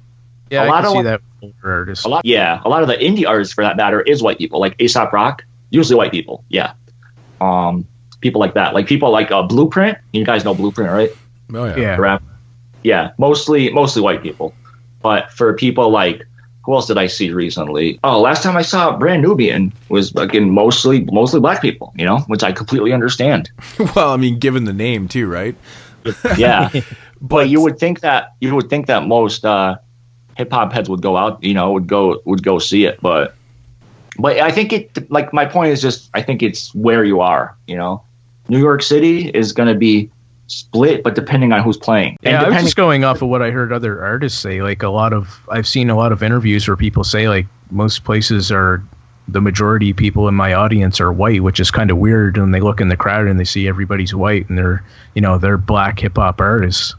I would agree with that to a point, depending where they're playing. Especially even in parts of New York, depending where you go to in New York, the crowd's going to vary. Like, there's places in New York. Man. It's weird, man, because I seen Nas play in Toronto a few years back, and I was probably one of maybe 20 speckled in white people in the whole crowd, and there was probably, I don't know, 5,000-6,000 people at the show. It was pretty big. Right.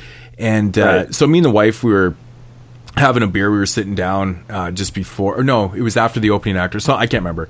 But anyways, this guy came up to us, and he came up and gave us props for being in there.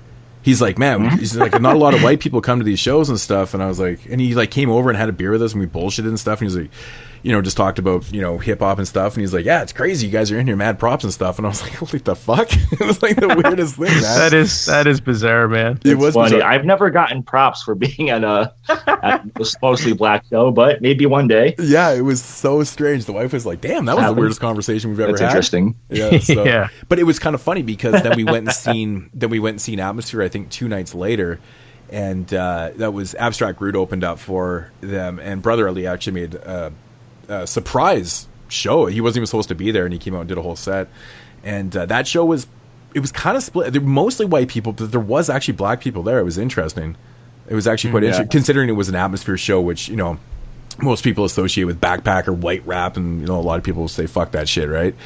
Right. But there actually was quite a few black people, and I was quite surprised, and yeah, it was quite interesting. But yeah, I guess it just varies, right? It just varies. I mean, you know what? What actually I was expecting.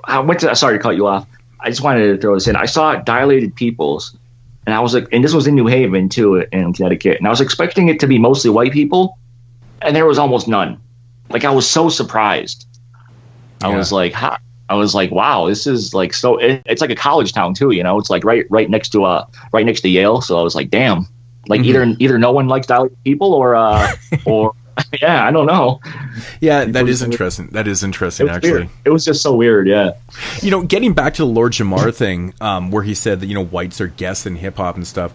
You know, I understand where he's coming from with that and stuff, but, you know, it is like we've advanced as, you know, as a species so much over time. And I mean, I think that things have gotten a lot better, you know, racially, and, you know, even how cultures can kind of accept each other's cultures, and people, you know, it doesn't matter. The cultures and religion are kind of, you know, in a sense, sometimes when you look at cultures and religion, I mean, you see like black Jews, and you see like all these type of, like white Arab, like all these type of religions, people are just mixing, you know, the races with the religion and stuff. So it's, you know, to me, I feel like when you make a statement like, you know, whites are guests in hip hop, I mean, I do get a little offended by that, considering it still sounds like you're trying to separate yourselves.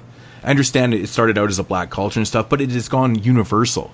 I mean, hip hop is huge all over the world, in, you know, in Germany, in Japan and stuff. And these guys celebrate that culture, and they do the music and everything. And it's been widely accepted throughout like a lot of people. But of course, there is still the people that are very, you know, I would almost say old school. I mean, it's that mentality. It's just like, you know, okay, white people, blah, blah, blah. I don't know. I heard one person say that, you know, Lord Jamar is like, he's maybe a little bit jealous of all the success of, you know, some of these white rappers and stuff that have come out and done really well for themselves. And maybe he's a little offended by that.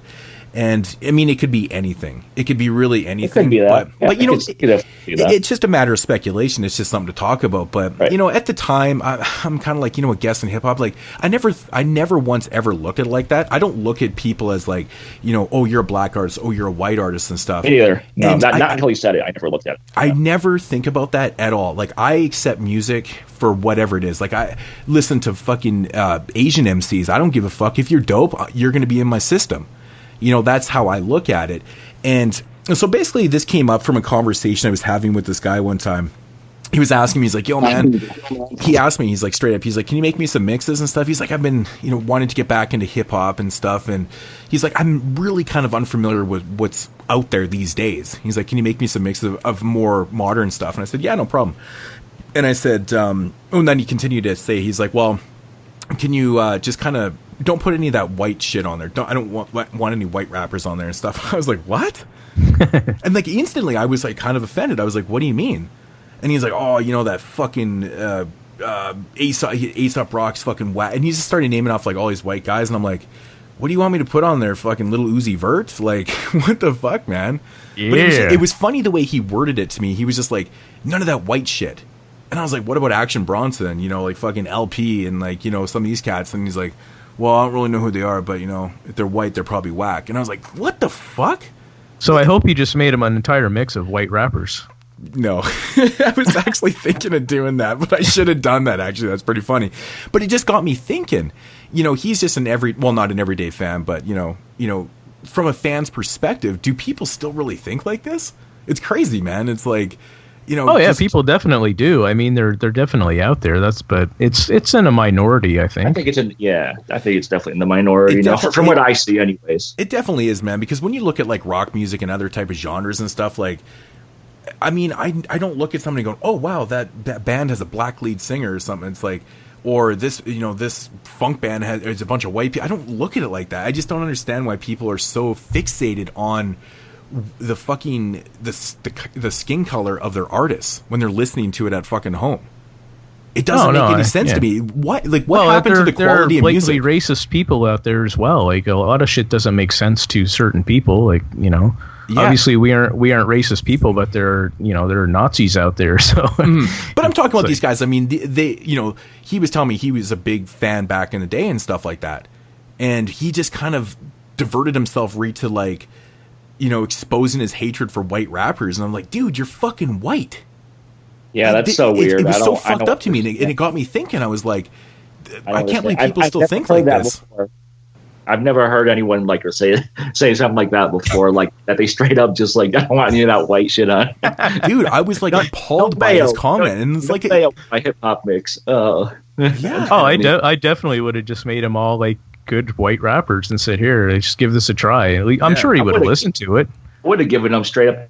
I mean, like every Dose One song ever made, and be like, "Here you go, enjoy." Yeah. I mean, and and like on the flip side too. I mean, I've heard people like, they still kind of judge by white and black and stuff. And I was like, okay, like, are certain people getting passes because they've got skills or because they're like mainstream or underground and stuff like that? I'm like, I don't understand where people's mentality are at. I mean, how like some people assume or just say like, this white underground, he's dope because he's underground kind of thing, right?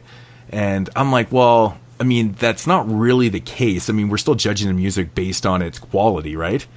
And I mean, does it come to that type of status, or is it, actually about the quality of music? I mean, Eminem doesn't really seem to get hated on a lot because, he's got fucking skill, but he's mainstream. People fear Eminem. Like, they don't want to come out and talk shit about Eminem, right? But like on the flip side, you got guys like Macklemore and shit like that in the mainstream. And for the most part, I mean, people around here fucking can't stand the dude. Right. I mean, that's probably coming to the level of, the quality of music and stuff like that too. Eminem for someone like Macklemore. But then I just, a lot of people do get a lot of passes in the underground. But then I'm like, on the flip side, I'm like, it's the same fucking, it goes the same way if you're black or you're Asian or you're Spanish or whatever, man. It's still about the quality of music. It should be. It's like, I don't know where people's heads are at, man. It's just so bizarre. And then you got like, so I said to this specific guy, I was like, well, what about Run the Jewels? And he's like, well, and I'm like, what? Because LP's fucking half white? of the group is okay. That was the perfect example, right? Because you got a white and a black guy, and I'm like, this is crazy. What do you think about it, man? I'm just appalled by people's mentalities these days. It's crazy to me, man. I think we were the wrong people to answer this question. I think you need to go get that dude, get him on the show, and ask him why he thinks that way, and then we could. I don't know if he's trying to be like. Otherwise, I don't really know. I know that's the thing, right? It's just like, I don't know, but I mean, it still happens out. That because I don't, I don't know why people think that way or how they think that way. So I would need to like switch out my brain, or we got to go find someone that thinks that way and then ask them because I don't know. It comes down to like just people assuming that white rappers are, or they're accusing them of like a cultural appropriation, and. I have a hard time with that because I think that these guys are, fans themselves. Like, they incorporate themselves and they think of themselves as part of the hip hop community, and that's what they celebrate and how they live and stuff. And I'm like, what's the difference if you're white or black? It to me, it doesn't really fucking matter.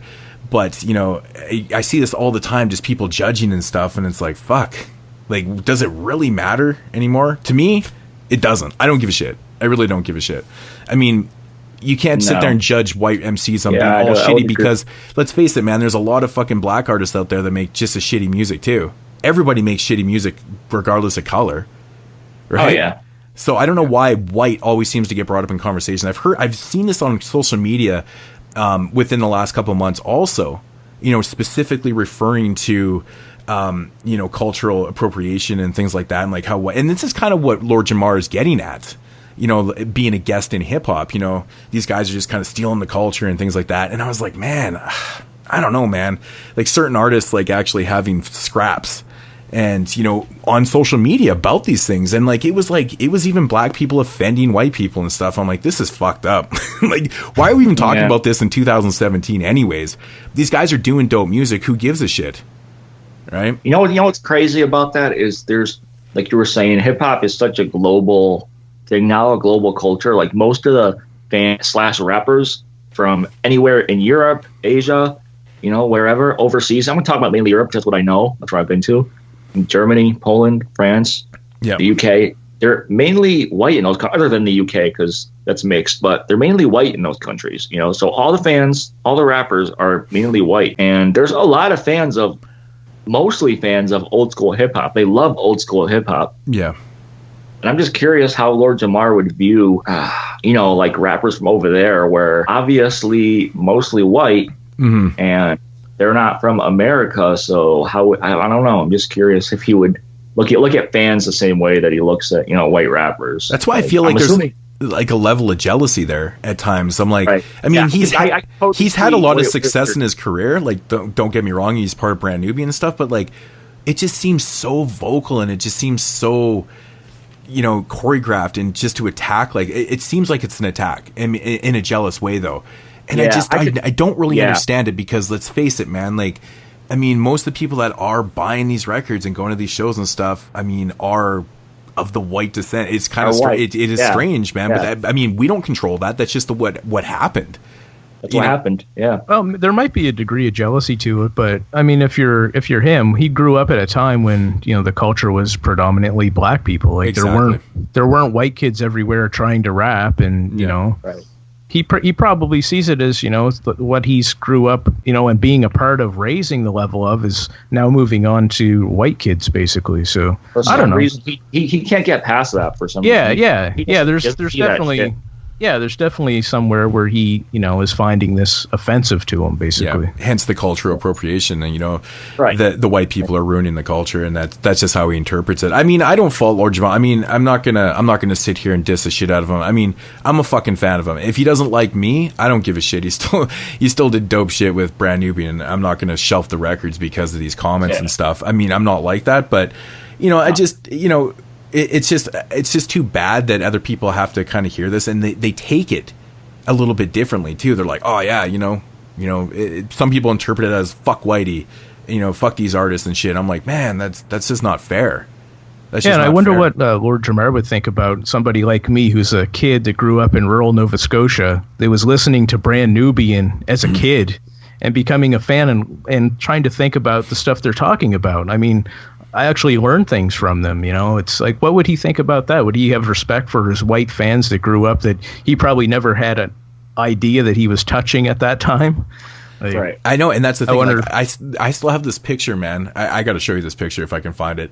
But I still have this picture. I'm wearing this fucking track suit. Of course, I'm wearing a track suit. It's like 1994. And I've got a picture. I just came back from the mall, and I'm holding a Brand Nubian Everything is Everything CD, Scarface the Diary, and the Thug Life record. I bought those 3 records in the same day, and I'm holding it. I'm like happy as shit, man. You know, and it's just like, you know, 1994, white kid, you know, buying Brand Nubian. It's like, man, those things meant a lot. Yeah, and where I lived, like, there was myself and like 2 other friends of mine that liked hip hop, and we really get into it, but there's nobody else listened to the shit. We were basically like, what the hell is this? What is this crap, you know? But I don't know. I would just like to hear what he would think about something like that, where, you know, white kids are actually listening to his music and learning things from it. Would he be just like, I don't care if white people listen to my music and like it, whatever? Yeah. I mean, I think, you know, from his level and stuff, as being someone that's out, you know, that's famous, you know, I mean, his word it means a little bit different to people and stuff, but I have honestly a harder time with the fans, you know, not judging the music based on the music.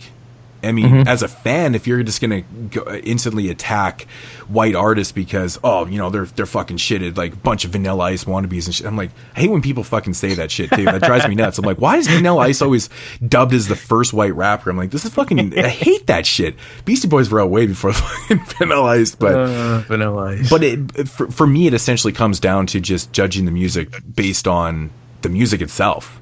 I mean, yeah. If somebody brings up Vanilla Ice at this point, I have no respect for you, basically. It's like, move on. I don't want to talk to you. I'm not going to change your mind about anything. We can't have a rational conversation here. Right. He's just so out of touch with what's going on. Yeah. It's done. Yeah. I know, man. It's really, really frustrating, man. And, you know, the simple fact that, like, you know, pretty much every white rapper in the underground is, like, considered to be a backpacker rapper. I'm like, what? Yeah, right. I don't understand like how every single, but that's that prejudgment, right? It's just that's the mentality. Yeah, exactly. I mean, you look at guys like, you know, Action Bronson and, you know, even cats like LP and stuff like that. I mean, are we considering these guys to be backpackers because they're fucking white? Like Droog, there's no way I would consider Droog a backpacker. Exactly. And, you know, actually going back to that interview too, Droog used to be like, he said he's Russian, right? And he's got Russian descent, so he looks a little bit different, right?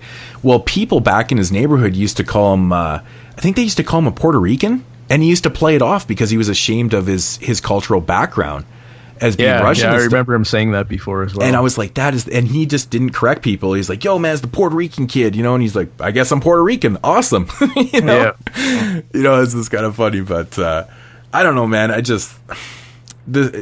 can't believe that we're even having these conversations, and I guess it's probably never going to go away. You know, people are always going to have these preconceptions, these pre-notions of, you know, of these MC. It's kind of shitty though, man, because, you know, if some of this music that was put out by white guys is done by black people, some of these fans would be like, oh, okay, you know, that's definitely better.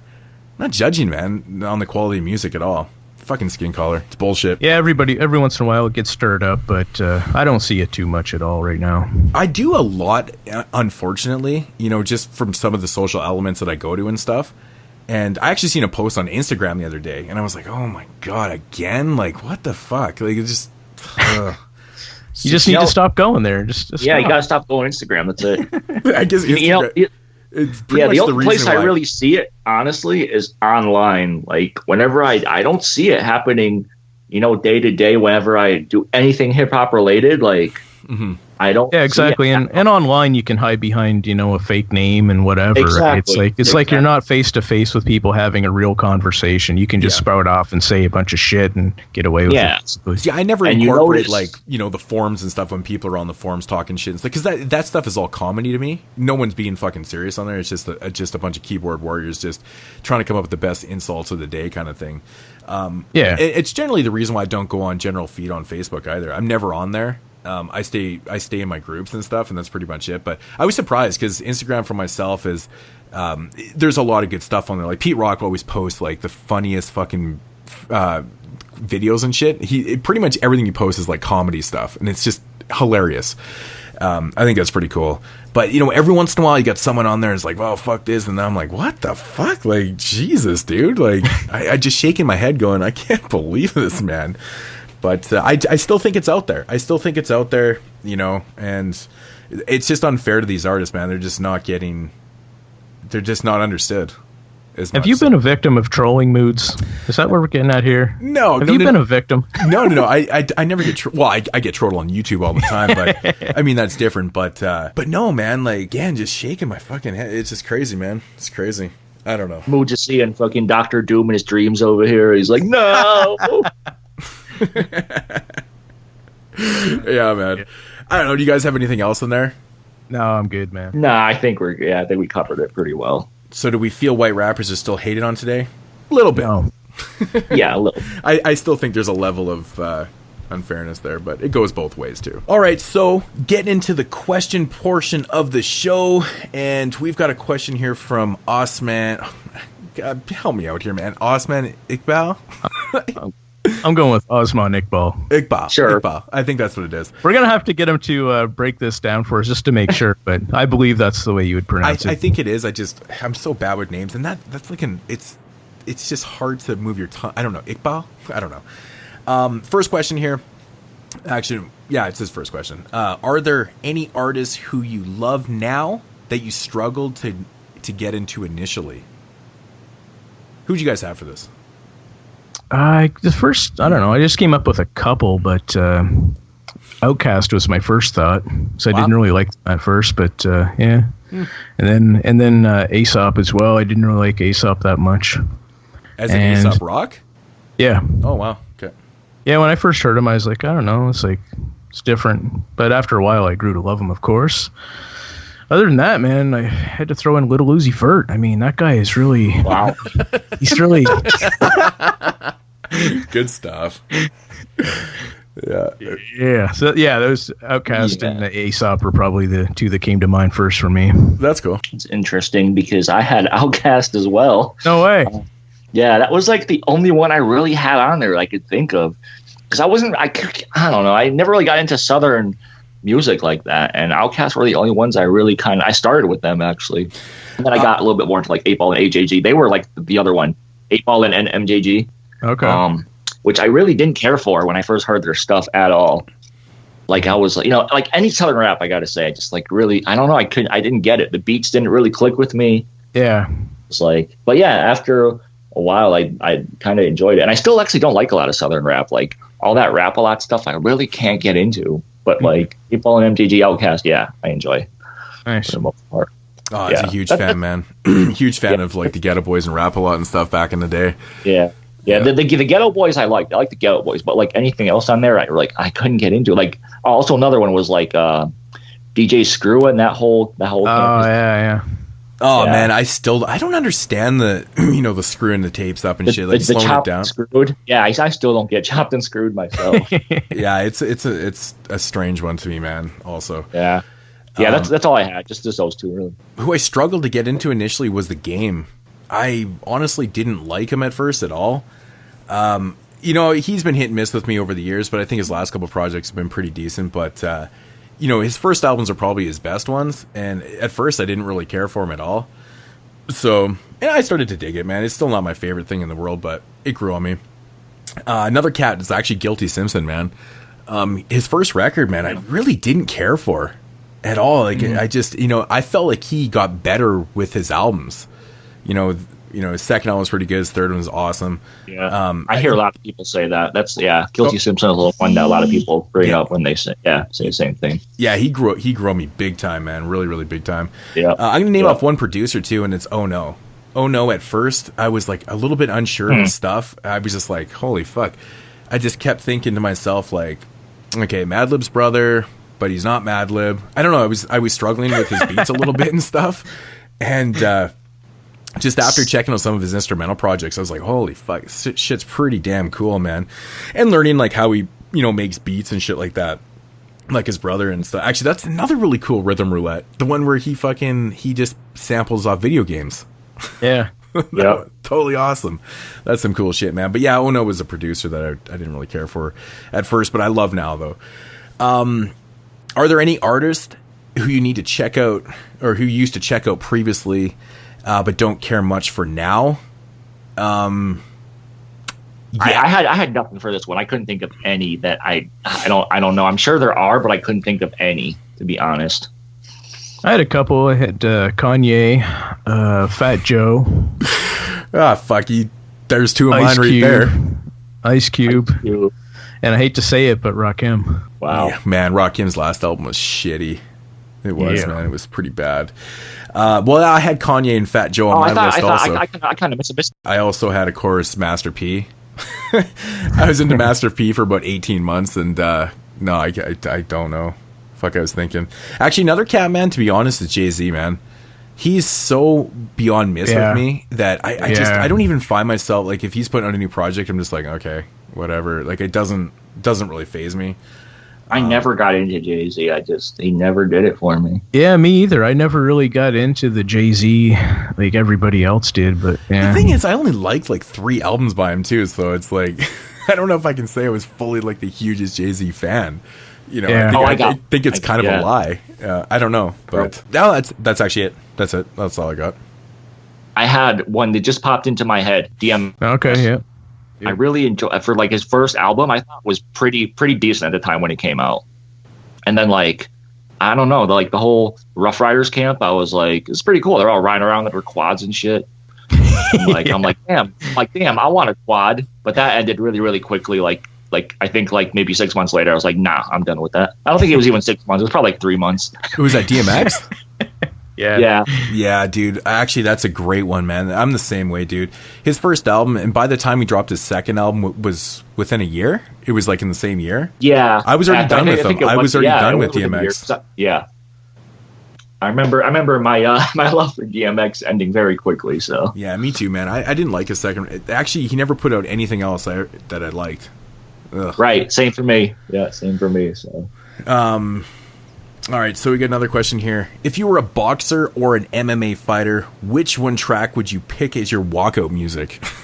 Jay, what is your fucking walkout music? Oh man, I've thought about this so many times. Like obviously being a huge fight fan, but a fighter actually used the track that I would have picked, and it was Shook One's Part 2 by Mobb Deep. Nice.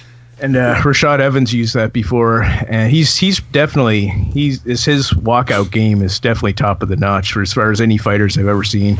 He's used Immortal Technique, Point of No Return, and he's used Krs-One, Step Into a World. He used a Survival of the Fittest as well by Mobb Deep. So that's cool.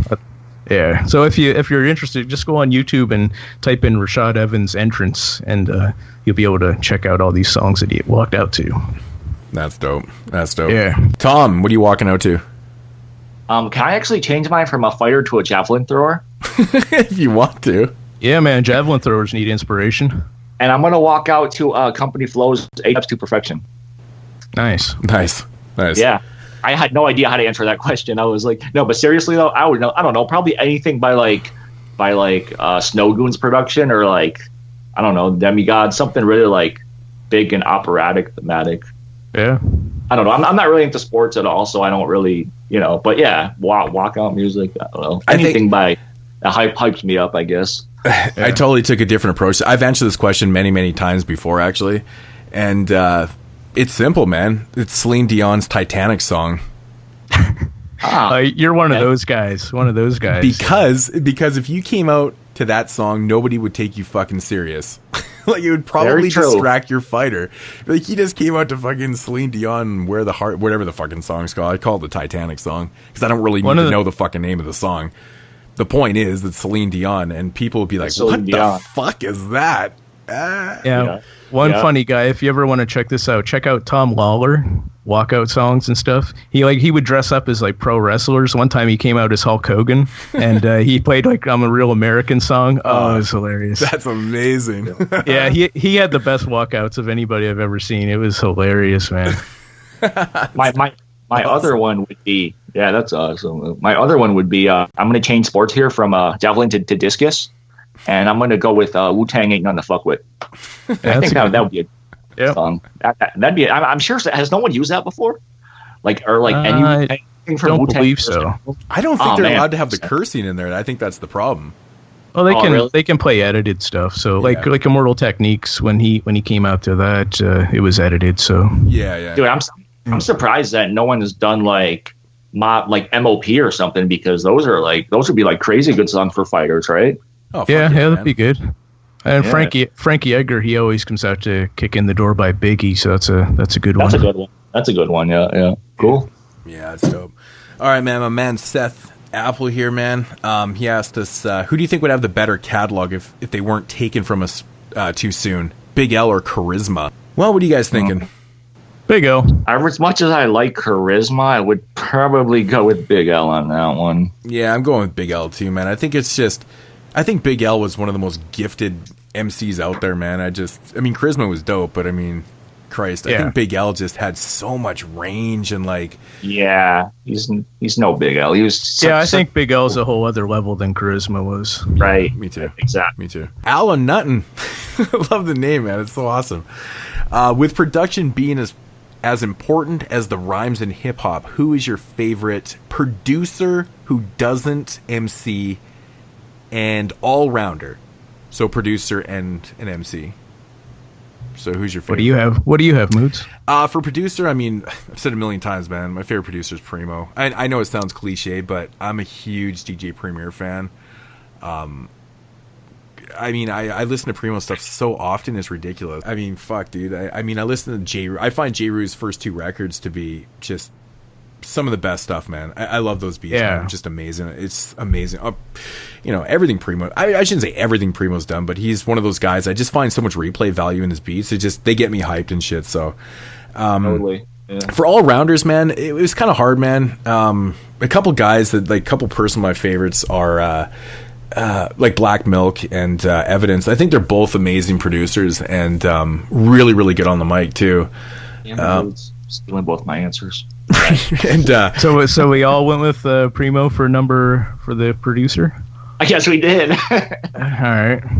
Yeah, and a lot of people shit on Primo for like his newer production, but man, he's made some great tracks too, for Vinny Paz and Apathy and Self-Titled. Man, those are goddamn great beats, man. Oh yeah, he's still got it. Fucking beats are so dope still, man. Really good shit, man. They're always like, usually when you find a Primo track on a new record, it's usually the standout track.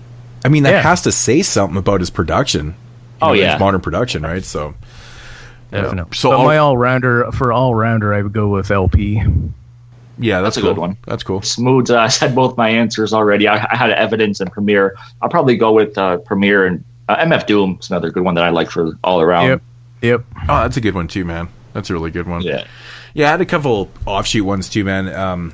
You guys probably aren't big fans, but I find Paris is fucking awesome. And Large Pro, man. I don't care what anyone says, man. I fucking love Large Pro on the mic. I forgot about Large. Yeah, it's definitely a good one. I love him on the mic, and I love his production, so he would be right up there. I actually thought that's who you were going to say. It was actually my original one, and I was like, shit, man. I don't know. Oh, really? Yeah. But I had a hard time with, because I just love Evidence, man. I love Ev's style, man. It's just, it comes off awesome to me, man, in his production. Oh, yeah. He sounds so good. He sounds like there's something about his voice. He has such a unique voice. Yeah. And he's a very versatile producer. I mean, if you look at all the Dilated People stuff that he's done, to his instrumental records, to his solo records, and a lot of stuff that he did with, just production all over the place. He's produced a lot. He's produced like over 200 records. Oh, dude. It's crazy. It is, man. And a lot of different styles and shit like that, too. And it's crazy, dude. Like, I love Evidence, man. He's awesome. But he really does have that kind of just kind of head turner vocals. You're just like, oh, yeah, soothing, man. You just kind of like, oh, yeah, that's fucking dope, man. Yeah, that's what I love about him. So that's cool, man. And then his last question was, and what's your favorite hip hop album for production? Damn, this is a loaded question. It's just fucking so hard to answer. Seriously. Nas's Illmatic. If I had to pick one, I'm going to go with that, and I'm just going to end it right there. Yeah.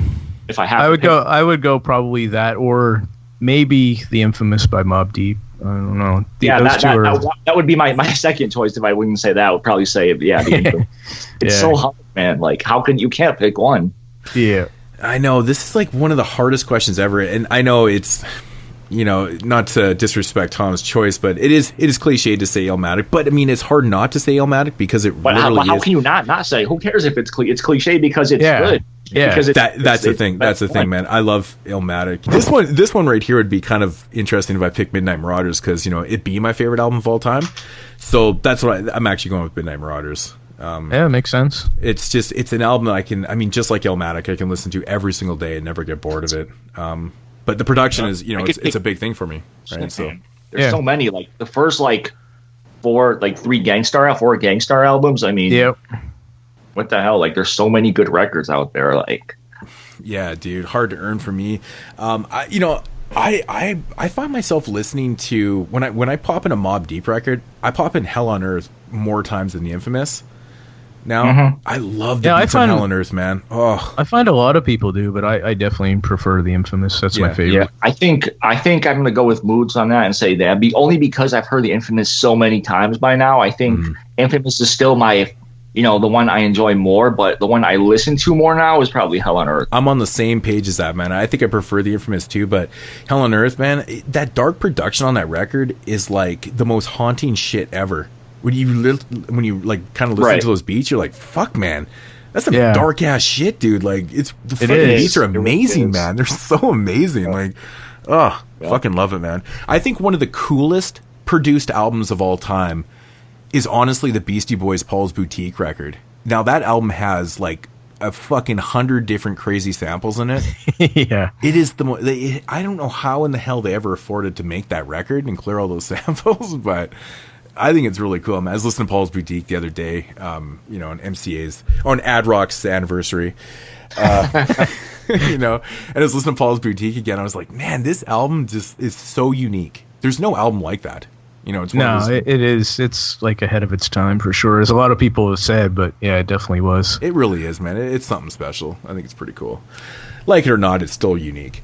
Our man Wesley Wright, Wes Craven, he asked us what is our favorite concept album. Now, I thought this was a really interesting question for this episode because we are doing a review on a concept album later on. So I think it's a little bit coincidental. I'm not sure, but what's your guys' favorite concept record? I picked, well, there's a couple, I mean, that I could have picked, but the one that I ended up going with was the last album from Organized Confusion, The Equinox from 1997. Dope. Really cool. Yeah, really, really good album. Bunch of great tracks on that. One of my favorites being, what's that track called? In Vitro. Where they're like basically rapping Pharoah Monch and, what's his name? Holy shit. Prince Poe. Prince Poe. Yeah, Prince Poe. Yep. So I'm blanking out today. Where they're basically rapping as like unborn twins, like from the wombs. It's fucking cool, man. Kind of really, really interesting. Basically, they just go listen to the record. It's so good. So many great tracks on there. They basically rap as like they take the form of white supremacists on one track. Crazy. I think it's called Hate. Yeah. Crazy album, but definitely great production from everyone from Diamond D, Buck Wild, Showbiz, Casper the Friendly Ghost. Yeah, I know there's production from some dude named Casper. I don't know who he is, but he did a couple tracks on there. So Maybe it was the dude from Kids, the movie Kids. yeah, I'm thinking that. It's pretty funny. But yeah, fantastic record. I find all the records actually, but as far as concept records go, this is definitely at the top of my list. Yeah, there's a lot of good ones. Though. It's an overlooked record, big time. Yeah, I couldn't think of it for a while. I was struggling to think of the name. Even though I put it on recently, I was still struggling to think of the name. I was like, what's the name? But yeah, great. I definitely. I think like Pharoah Monch is just an underrated MC. I know a lot of people like him, but still, like he should get mentioned a lot more than he does. His first album is so amazing. Wait, is that his only album? No, he's got like He only had one album. No, he's had like 3, I think. he's got 3 or 4 records now. Yeah. Oh yeah, okay. I don't own any of his other records. That's the only thing. I only own Internal Affairs. But yeah, never mind. I do own PTSD. I forgot about that. Yeah. He had another one before that for sure. What was it? War, I think. Yeah, he had War. He had that Renegades. Yeah, Okay. I think it's called War. Yeah, it's called War. It's something about Renegades.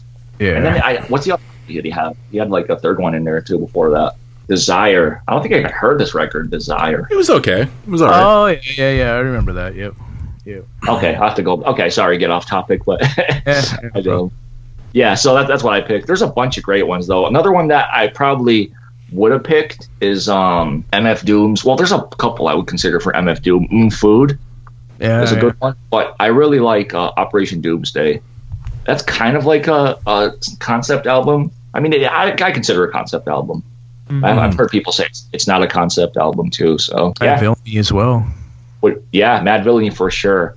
But I feel like everyone and their mothers would say Mad Villainy. Yeah. Like so many, like people that don't like hip hop like that record. You know what I mean? Like they point and like there's like ruined that album for me.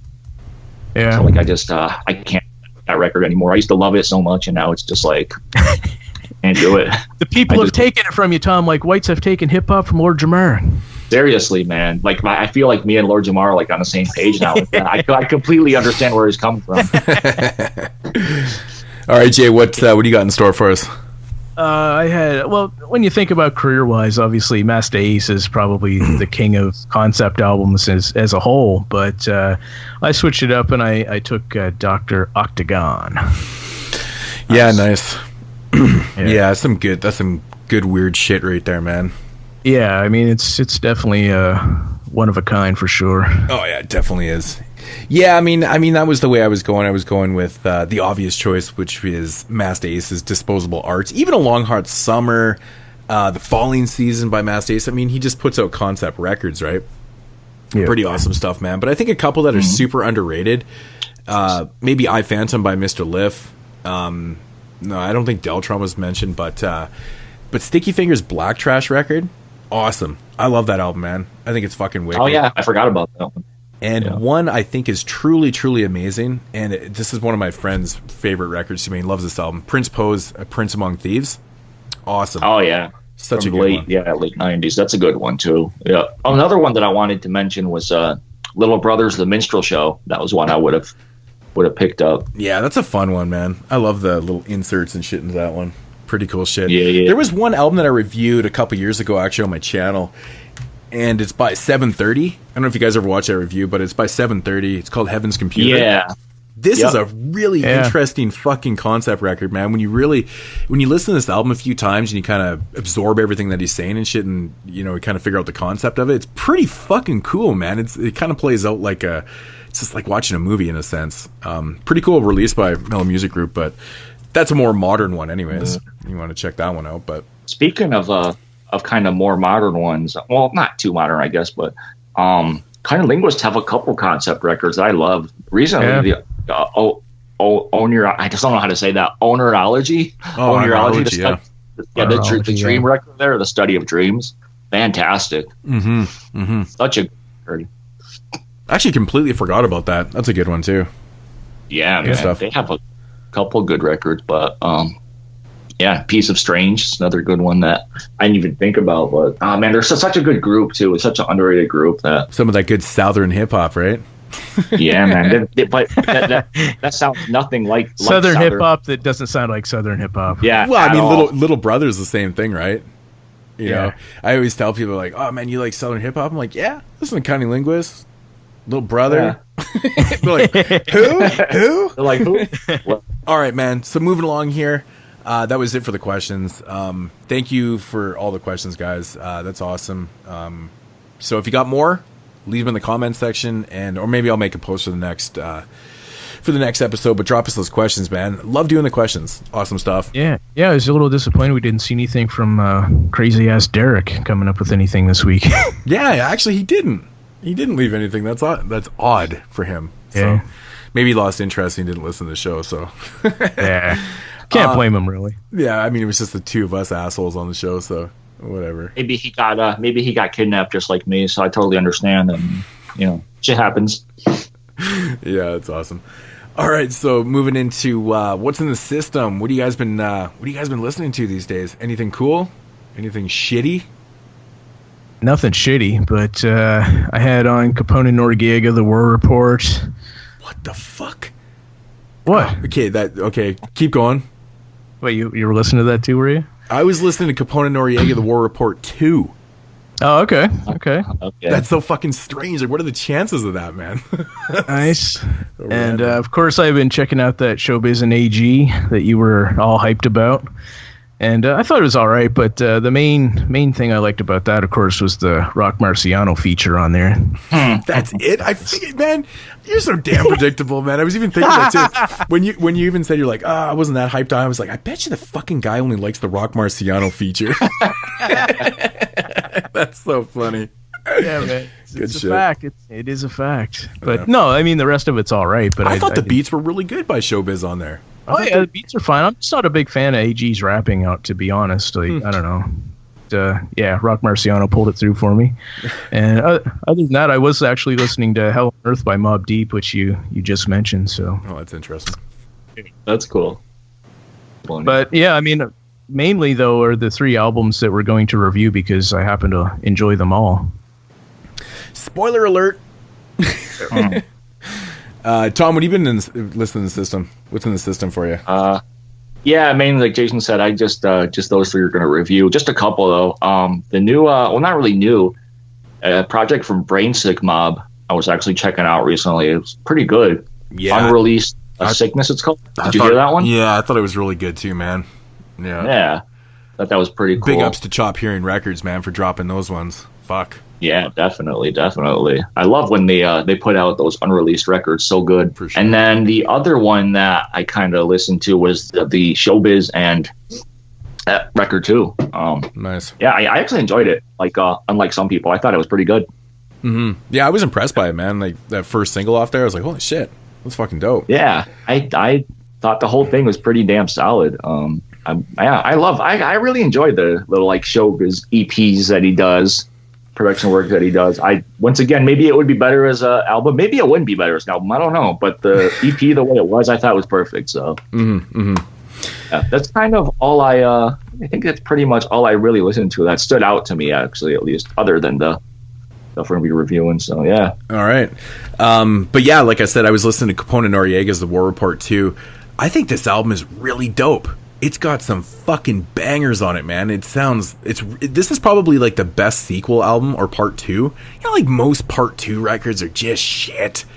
You know, every time someone drops a part 2, it's just like, oh my god, really, like, it actually defers me from even checking out the record half the time. I know I probably shouldn't do that, but I've never found one that was really decent. And I picked this one up recently because I actually knew a couple tracks off, and I was like, you know what, I'm gonna grab it anyways. Man, it's good, top to bottom, pretty good shit. Yep. Raekwon's like on it a few times and shit like that, but fuck, it's, you know, sounds like Capone and Noriega, man. They kind of tore that one apart.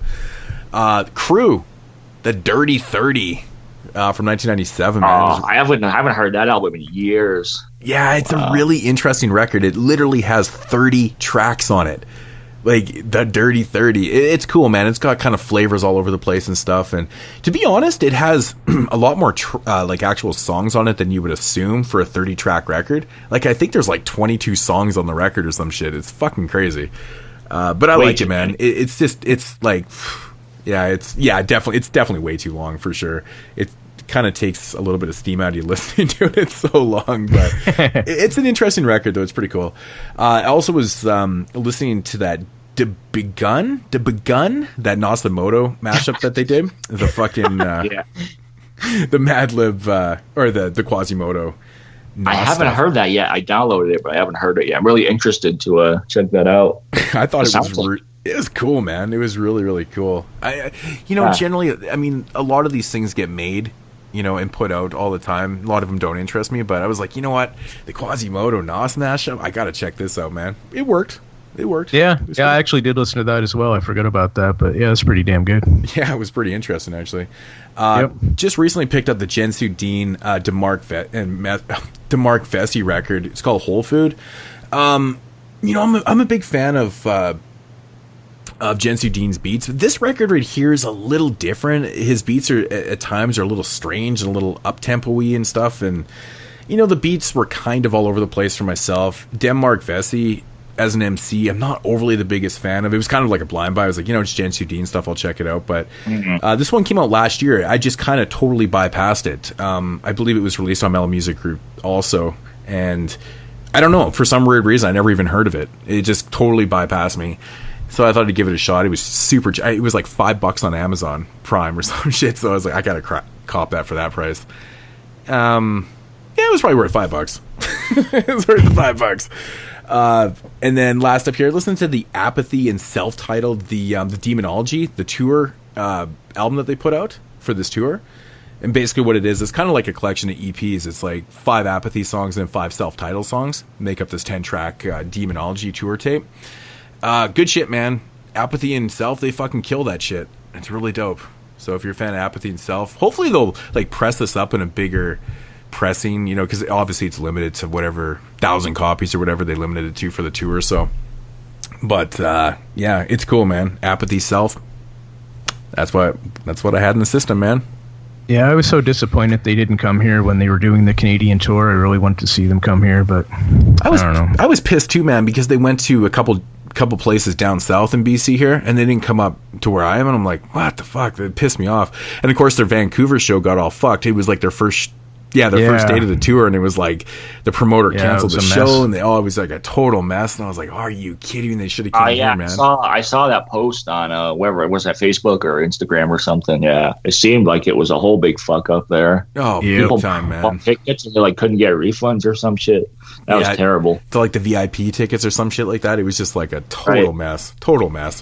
So like pretty much like the worst thing that could happen for an all Canadian tour, you know, Apathy and Self is like first fucking show gets canceled, and they're not told about it. Like they like show up and the show's not going on. It's like, fuck, what a mess that is, man. But yeah, so that's what's been in the system for y'all. Alrighty, so getting into the main reviews of episode 5 here. And first up here, we have an album by a cat named Sadistik. Album's called Altars. Yeah. Brand new record from 2017.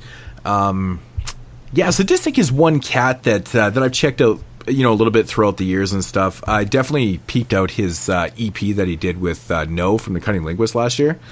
Did you guys happen to check this one out? Oh, yeah.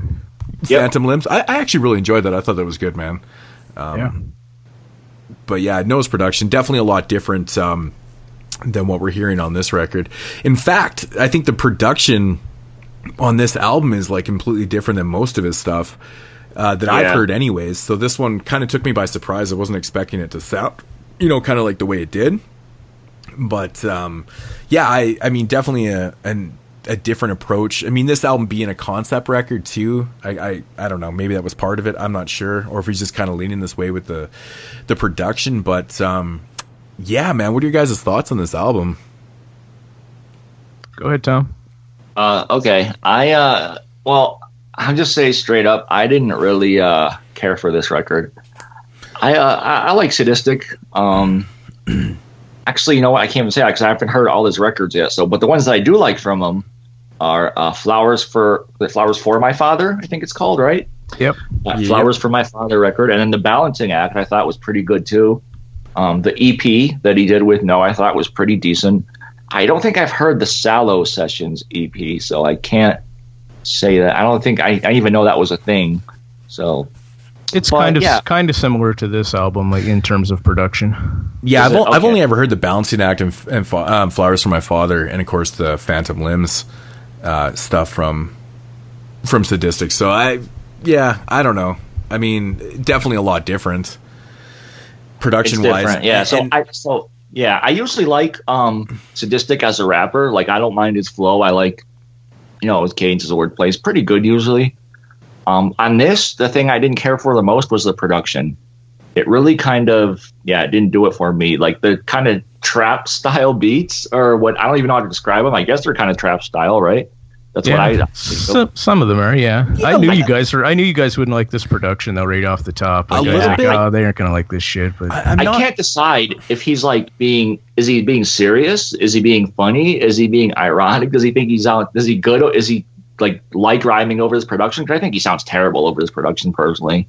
Really? I think he's being dead serious on this, given the fact that it's a concept record. And I have to say, man, I love the concept of the album, but I don't like the way it came about. I think he sounds great over these beats. Like in terms of the subject matter and the way he's delivering it, I think these beats are perfect for it. I didn't care for these beats at all. I like his rapping. So basically, like first track with Voodoo Dolly, it basically kind of sets a tone for the album, right? In my opinion. Yeah, definitely. It's basically like the start of the journey, in this kind of like post-apocalyptic setting type deal that he has going on here. And it does make sense. It does make sense for what it is. It does. Yeah, it does. I get it. Like, this is an album that it'll take you like a few probably listens to get into, right? Like, I definitely still didn't catch every track. I have to go back to like check out every track, which I probably won't because which I probably won't because I really didn't care for the production. I don't want to put myself through that again. But Sadistik by himself, I liked his rapping. God Complex was one of my favorite tracks for sure. Just because I really like this flow on that. But that's the thing that kind of strikes me right away too. Some of the songs I didn't mind. Like, I like the concept and I like the lyrics and stuff. I thought the approach with some of the flows was a little interesting, but it was a lot. Mostly the problems for myself was the up and down style beats, like the triple hi-hats and stuff. I'm not a big fan of, but it's the approach and it's the arrangement in the beats. Mostly, I don't think it wasn't sequenced very well, right? The arrangement, the arrangement to me, I'm not a big fan of like kind of build up beats and then slow down, and then do your hook, and then it's another build up and it's a slow down. And I thought a lot of the hooks on this album were really, really bad. Like there's a lot of like unconventional arrangement styles in the songs. Like some songs will just have a verse and then a chorus. Like they aren't conventional song patterns at all. It's no, for sure. Which is totally fine. But I'm just some of the songs with that kind of build up and then real slow down and then you do a hook and things like that. But I thought the hooks were like the worst part about the record. I didn't think that they. I completely agree with you on the hooks. That was what killed it for me on a lot of the tracks were the hooks. Like they were so corny a lot of the time and just like cringeworthy even. Well, how many tracks, Tom? Like how many tracks? Because you didn't listen to the whole album, so how many of these tracks are you not liking? What do you mean? I listened to the whole album. I thought you just said you didn't. No, I didn't say that. I said that I wouldn't go back to listen to the album again.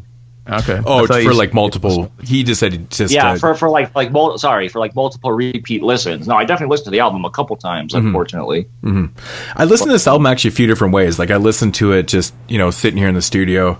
I listened to it with headphones. I listened to it by reading the lyrics, which was probably my favorite way to listen to the record because I found a lot of the Sadistik's flows were. It was almost hard to hear what he was saying a little bit. Given the content too, because it's not your very conventional type content, right? So he's saying a lot of things that you kind of need to read and follow along with, and that actually kind of where I figured that I was trying to work out the concept of the record, which is really cool actually. It's structured, from a start of the journey to the end of the journey, where he sees the light in the tunnel and stuff, and I think it's really really cool. I just found like I wish it hadn't been done with. If you just kind of kept out the choruses and stuff, I think that would have been the best thing for the arrangement in the song, to not really have a lot of choruses and stuff, because I felt the choruses took me right out of the song so many times, even though there was a couple that were okay, I guess, but it's just that arrangement, man. I'm just not a big fan of that. But I like the first half definitely a lot more than the second, or not even half. Like the first, like the couple tracks I enjoyed, I liked a lot, and then a lot. Talking about his flow. And then, the second half, I really didn't care for a lot of the tracks in the second half. Like, everywhere from Salem Witches to the end, I didn't really care for any of those tracks. The production, I didn't really care for POS. I didn't really care for Christoph Crane. No, I didn't like their features either. Especially POS, man. POS. Oh, yeah. POS's verse did not sound good at all. POS's verse is horrible, man. When you read along, he doesn't even rhyme half the verse. Yeah. Like, nothing even rhymes, but it doesn't even makes. I don't know what the fuck where that verse was even coming. It doesn't really fit in at all. I was like, POS is so much better than this. God Complex, I enjoyed. Free Spirits was okay for his flow. Roaches was an interesting concept, but it was cool. I didn't mind it. Honeycomb, I thought was pretty cool. Roaches and Honeycomb are kind of go hand in hand. They do, yeah. I like the beat on Honeycomb more. That's one beat I didn't mind for some reason. It was a more laid back, sparse type. It was definitely more back. It wasn't.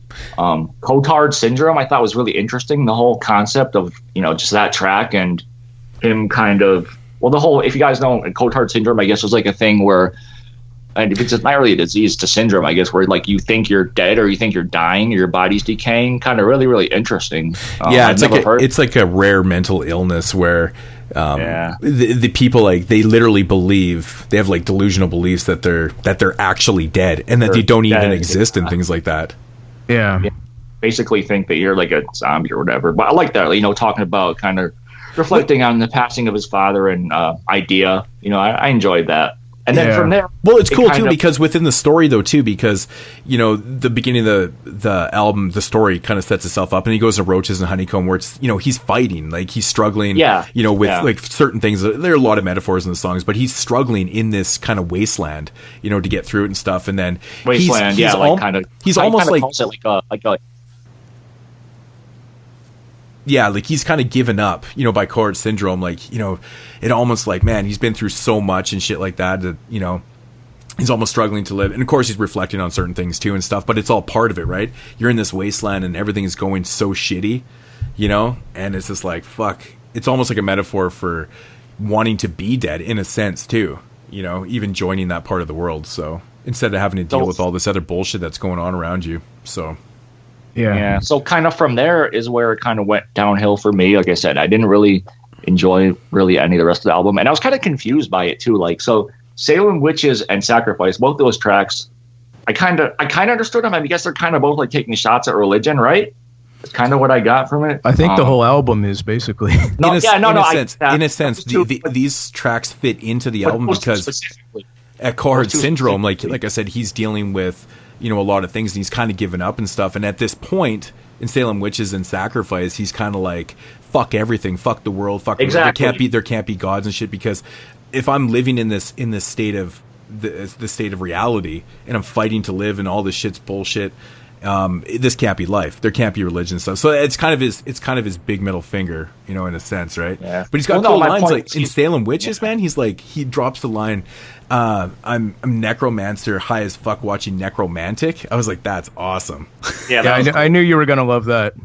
I love that fucking lyric. I was like, oh, that's. And then I said to Jay, I was like, man, Salem Witches is awesome. The chorus is pretty bad in that song, but I actually kind of like the beat and stuff. I thought it was pretty cool. And he has, as well, in the same song there, he had Rosemary's Baby and the Blackest of Bassinets. That's right. Salisbury exactly. Deep in the Casket, I asked for it. Yeah. I mean, it's a little bit more up-tempo, too, and stuff like that. It was kind of like, I like the beat in Free Spirits also. It was, you know, I thought it would have worked better as an instrumental, though. It just felt like an instrumental track to me. You know, sometimes when you hear a beat and you're like, man, that would be really good as an instrumental.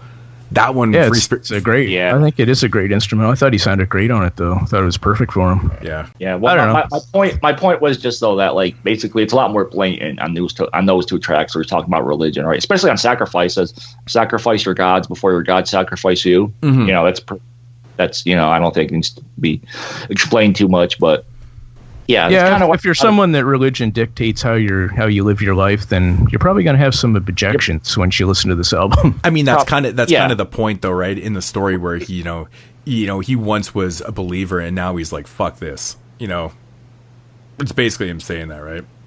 Yeah. So I think that's kind of cool, actually, because when you get driven into the ground enough, and you have enough bad shit happen around you, what is your first idea? I mean, if you have any type of religious beliefs and stuff, you're like, fuck that shit can't be real. So I mean I understand that completely, and it is a big call out too. Like he's just like bluntly saying like this is bullshit, and I think that's pretty cool. But it's viable within the story though, because it makes sense, because you need to have that start, that fight, that kind of almost giving up, but I'm not going to give up type thing. And the story moves along actually quite interestingly. From there. Yeah, so. like in God Complex is the hook is like, I got a God up here, I got a God up here, what you got up here? Exactly. So it's like in his head, right? The God's in his head. So yeah, that was definitely one of my favorite tracks, I would say. So that's kind of what I thought of it. I mean, cool. Like I'm pretty much what moods on this. I think I like the concept was cool. I liked Sadistik on some of the tracks. I liked his flow, but overall, the beats and the choruses ruined it for me. Especially, I know you said you liked Salem Witches.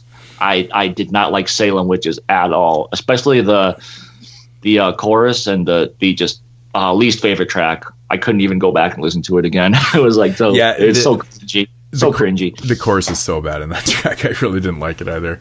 But no, it's actually got some really interesting lyrics in that too, though. I thought the lyrics actually were quite cool throughout that track.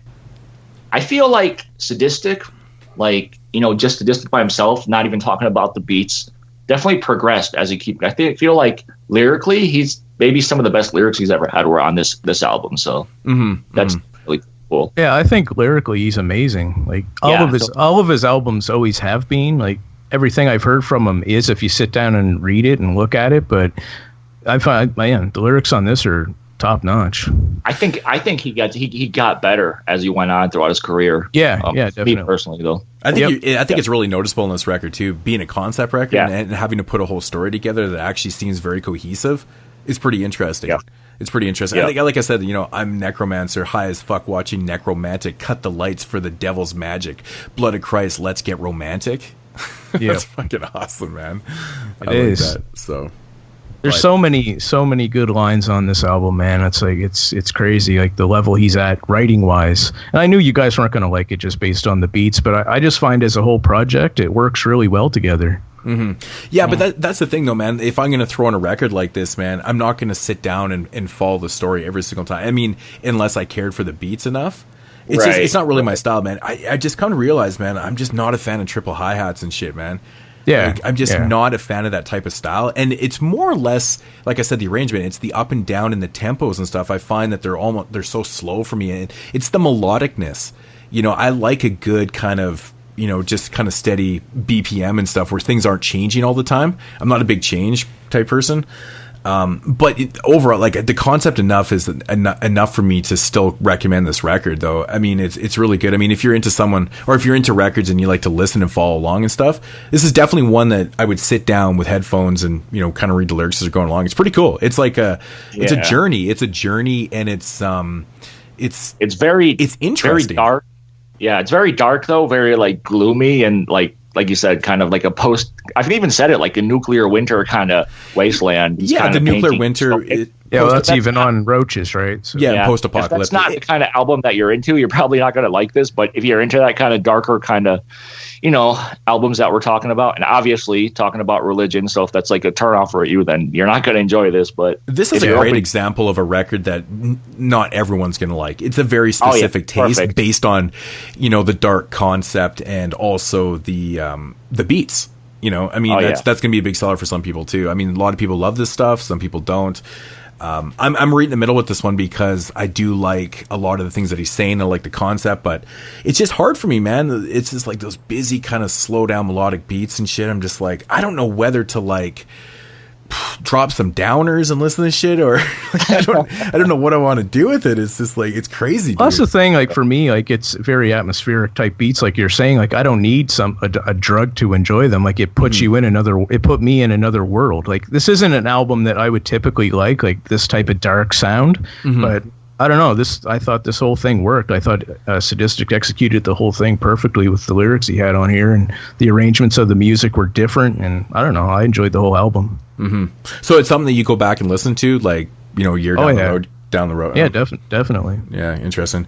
Yeah, I listened to this one about 4 or 5 times, and you know, the more I listened to it, the more I did enjoy it. But I still, it's the choruses though, man. I'm just like, to me, it was just, oof.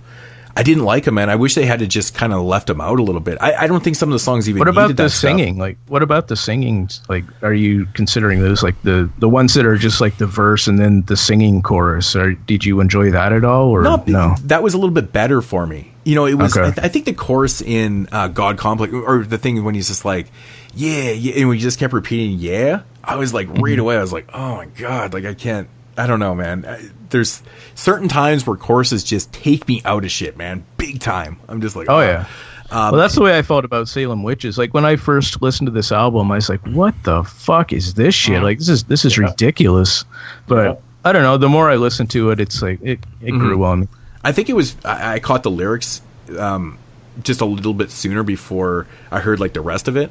You know, it was weird because like, you know how you listen to things, you figure out things before other things, and I don't know, I think that's why I kind of dug that a little bit. But I really like, though, you know, we get down to Molecules, which POS's verse I thought was junk, but Kaleidoscope was cool because it's basically him, you know, getting through this whole journey, and he literally talks about seeing the light at the end, and like he kind of made it through, and everything's kind of better. It's kind of like that bright spot. It's that white light spot in the record where it's kind of happy feel and stuff, and then you get to Silhouettes, and it's kind of like, where's this going? You know, it's kind of like leaves you like a little bit of a cliffhanger, a little bit. But it's kind of cool though, man, because like, you know, he even mentions in Kaleidoscope, you know, I'm Baron Blood, Lone Wolf, and Cub. Like Baron Blood, I love that film. It's a great Mario Bava film. Lone Wolf and Cub is awesome too. Like the whole franchise. So like he's like referencing things that like I'm into too, which is really damn cool. So yeah, that's the thing. Like he's super into horror. Like yeah, exactly. So I knew you would really enjoy hearing all these different film references in there as well. Yeah, that's like perfect for moods, right? If it's like someone that's not the horror movies, we're not going to get all these references. Like I obviously didn't get all of them, but a few of them I got. Like Necromantic, I knew, but yeah, like this one here with I had no idea about these movies. I'm probably gonna go check it out now if it's not like some crazy out of print. A lot of them are. Yeah, it's a pretty interesting listen. I mean, my final thoughts on it is that I would definitely give it a shot. You know, who knows? You might be into the beats more than I was, or you might like it overall like Jay did, or just hate it like Tom did in general. So, I don't know. I liked a couple tracks. I didn't hate it completely. There's a couple of tracks I enjoyed, but overall, yeah, not for me. Like the first half, to be fair, I liked. So I think this is one of those albums too that it's really hard to kind of pull songs individually out of it. Yeah. I think this is one of those records where you almost need to listen to Voodoo Dali right through Silhouettes. Yeah, I definitely agree with that. No, I didn't like it as much after the first couple of listens, but I had to listen to it quite a few times before I just wanted to sit and listen to the whole thing front to back. So yeah, and I think that's the way it needs to be appreciated too, because oddly enough, I was listening to I have a 2017 playlist on my iPod, and I was listening to it on random, and a couple songs came on, and all of a sudden a song from this record came on, and I tell you how jarring it is to hear a song like that. When you're listening to this playlist, it's like, whoa, holy shit. Like, you know what it is right away, but it almost seems like everything on this album is just out of context and everything else. It's like, exactly. That's what I'm saying is like, you do have to sit down and listen to the whole thing more than once or twice to get it, I think. But that's also a selling point to the record too. It's so interesting, on that level that it needs to be just on its own level. It just needs to be kind of listened to it by itself. You just can't really throw fucking Honeycomb on a random mixtape that you're making. It would just sound bizarre. No, that definitely wouldn't work. So, I mean, that's kind of the uniqueness of this record. And, it and depends with this on how direction he's going in. I mean, like from Ultraviolet and Sallow Sessions, like he's kind of going in more in this direction beat wise, but this is definitely the farthest he's gone. And it fits like the dark theme, I thought, these style beats. So I don't know if he's going to come back and do more conventional style beats, maybe something with but I completely get that. And I in my opinion, the style of beats and stuff are fitting to this. It's just, I don't really care for that style of beat though. Yeah, but I understand where he was coming from. Having the dark beats and having with the dark content and stuff like that totally makes sense, 100%. Like I wouldn't expect, to have this fucking Evidence production over here that would make absolutely no fucking sense, right? Yeah, it would sound off-putting. But I mean, I could see people liking this one. I think this is a great example of us three who have similar tastes but different, that are all kind of indifferent on this, and I kind of figured that's pretty much how this was going to go, but. Yeah, not bad. Jay, what do you rate this record? Rating, I was going to go with 7.5. Cool. Tom? Hard one to rate for me. I still don't. Maybe I'd probably go right in the middle, like a 5 probably. I'll give it a 5. Yeah, that's pretty much. I'm at about a 5.5. I think that the like I said, the content alone is pretty awesome, and Sadistik's really, really good. Like as a writer, and so he's very creative and stuff. So you got to give him something on that, man. A lot of people kind of review and rate records and stuff. It's more, just beats and kind of leave out the content a little bit too. But I mean, this is a thought out project. You have to give him props for that. This is something that you don't just, you're not just recording random tracks and making a record out of it. This is a thought out album. I mean, it's basically a movie. Is essentially what it is. I mean, Sadistik is on. The writing, he's on another level than most anybody right now, I think. Yeah, it's pretty good. So, but yeah, that's Sadistik. Probably. All right, what's the top 3 tracks for you guys? Oh yeah, top 3 tracks here. I went with Honeycomb, Salem Witches, and Kaleidoscope. Cool. So those my 3. Did you have 3, Tom? Yeah, I could probably pick 3. I would probably go with God Complex, Free Spirits, and Honeycomb. If I had to pick 3. I went with Free Spirits, Roaches, and Honeycomb. Oh, Honeycomb. Yeah, that seems to be a favorite. Yeah, I thought it was a pretty cool beat on there. Different. It was different, definitely. It was different. Yeah, I liked that it was different, so I like that about it. I actually probably would have picked Free Spirits, too, if I had thought this through a little bit better, to be honest. But yeah, no, Free Spirits, I thought the instrument, the beat was actually really good on that. I thought it was pretty I think that's my favorite track on the whole album. That's my favorite probably beat on the whole album. But I literally have it almost sounded like something that would be on an older Sadistik album. Like that beat would have fit on Flowers for My Father, no problem. Exactly. Yeah, exactly.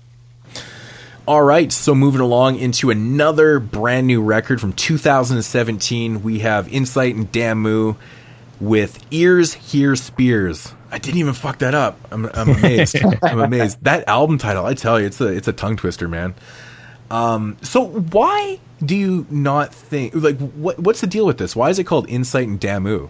Why is it not Y Society? Well, this Yeah, I album don't know. was shelved like before their Y Society years. album came out, so Yeah. I'm not sure why they stuck their individual names on there rather Right. than Y Society, other than maybe because Damu the Fudge Monk is pretty well known now, and I mean, So not that many I'm people know who Insight is, I don't think. I'm assuming they probably had the rights. Whoever had this before probably owns the rights to Y Society. I'm assuming. I don't know. Yeah. Well, Y Society wasn't on Damu's own label. I think that's what it is, Moods. I think maybe why. I don't know, actually. They might actually own. I think, actually, because from what I read, it's probably like Jason said, Damu is a bigger name now. And I think Insight is actually trying to come back a little bit and put out more material. So I think he's trying to get his name out there. Yeah. Yeah, because I think a lot of people don't even associate, like, you see the name Y Society and then it's like in small fine print, Insight and Damu. You know? Right. Yeah. So I think Yeah, putting their exactly. names right out there, it does make sense. But I was really, really hoping to get another Y Society record, you know, just to have another Y in the collection. That's how fucked up you are with your collection, man. You're just hoping for albums with certain letters. And shit. No, It's funny. but anything Damu though, man. Like, dude, so good. But no, this is awesome. This is really, really cool that this actually came out. This is awesome. So Yeah. pretty short record again, you know, just like the Sadistik one. This one runs something like 42, 43 minutes or something like that. So again, you know, kind of a perfect length, which was something I didn't even mention in the Sadistik review. Was I did enjoy the length of the record too, because it worked. It didn't overstay its welcome whatsoever. You didn't try to tell a story over like a fucking, you know, like a whole full length movie time period. You know, it's like they actually kept it relatively shorter, which is pretty cool. But because I'm a bigger fan of like albums, you know, a little bit shorter. This is, I gotta say, man, this is a really, really good album, man.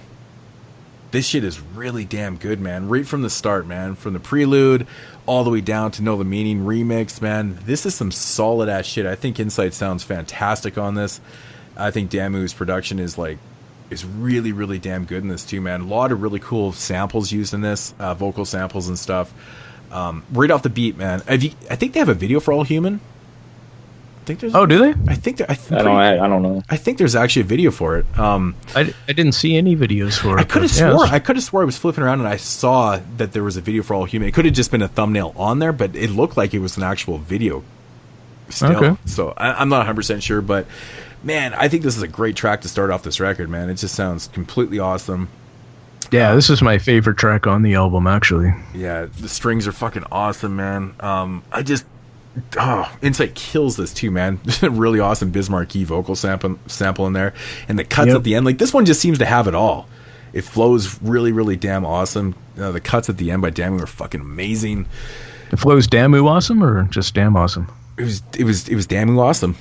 Damu awesome? yeah. It's a great track to open up the record though. It's pretty awesome shit, man. Good shit. Yeah, definitely. Then we move into like Never Be the Same. Again, man, I love the drum arrangement in this, man. The drums are insane on this track. I love the drums on this. Great Yeah. drums. I really like the horns too. I like the horns. Yeah, dude, and the snare is like, I don't know where. Yeah, there's even like the drum solo in there, but it's Right. just a snare. Yeah, dude. Yeah, it's cool, man. So, again, you know, Damu's arrangement, really, really cool stuff. Awesome sounding drums. There's no hook in this track, which is cool. I mean, I've always said a lot of times, like, you don't need to have hooks in tracks, and that's one Exactly. thing I always find that people kind of they put into their music, and it kind of dumbs it down a little bit when you don't necessarily need it. They force it unnecessarily. Yeah, like I don't understand why you need hooks sometimes, like, or you can just either scratch in the chorus or just have nothing.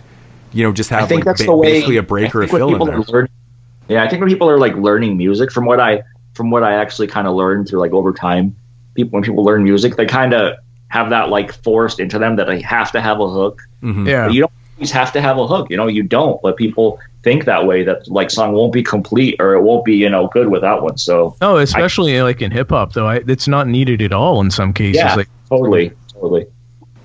Yeah, and this is a prime example of, you know, not really needing one, man. It's interesting, man. This track right here completely reminds me of stuff that was off the Pete's Fermentals, you know, Pete Rock, Pete's Fermentals record that he put out, man. This beat right here reminds me of that big time.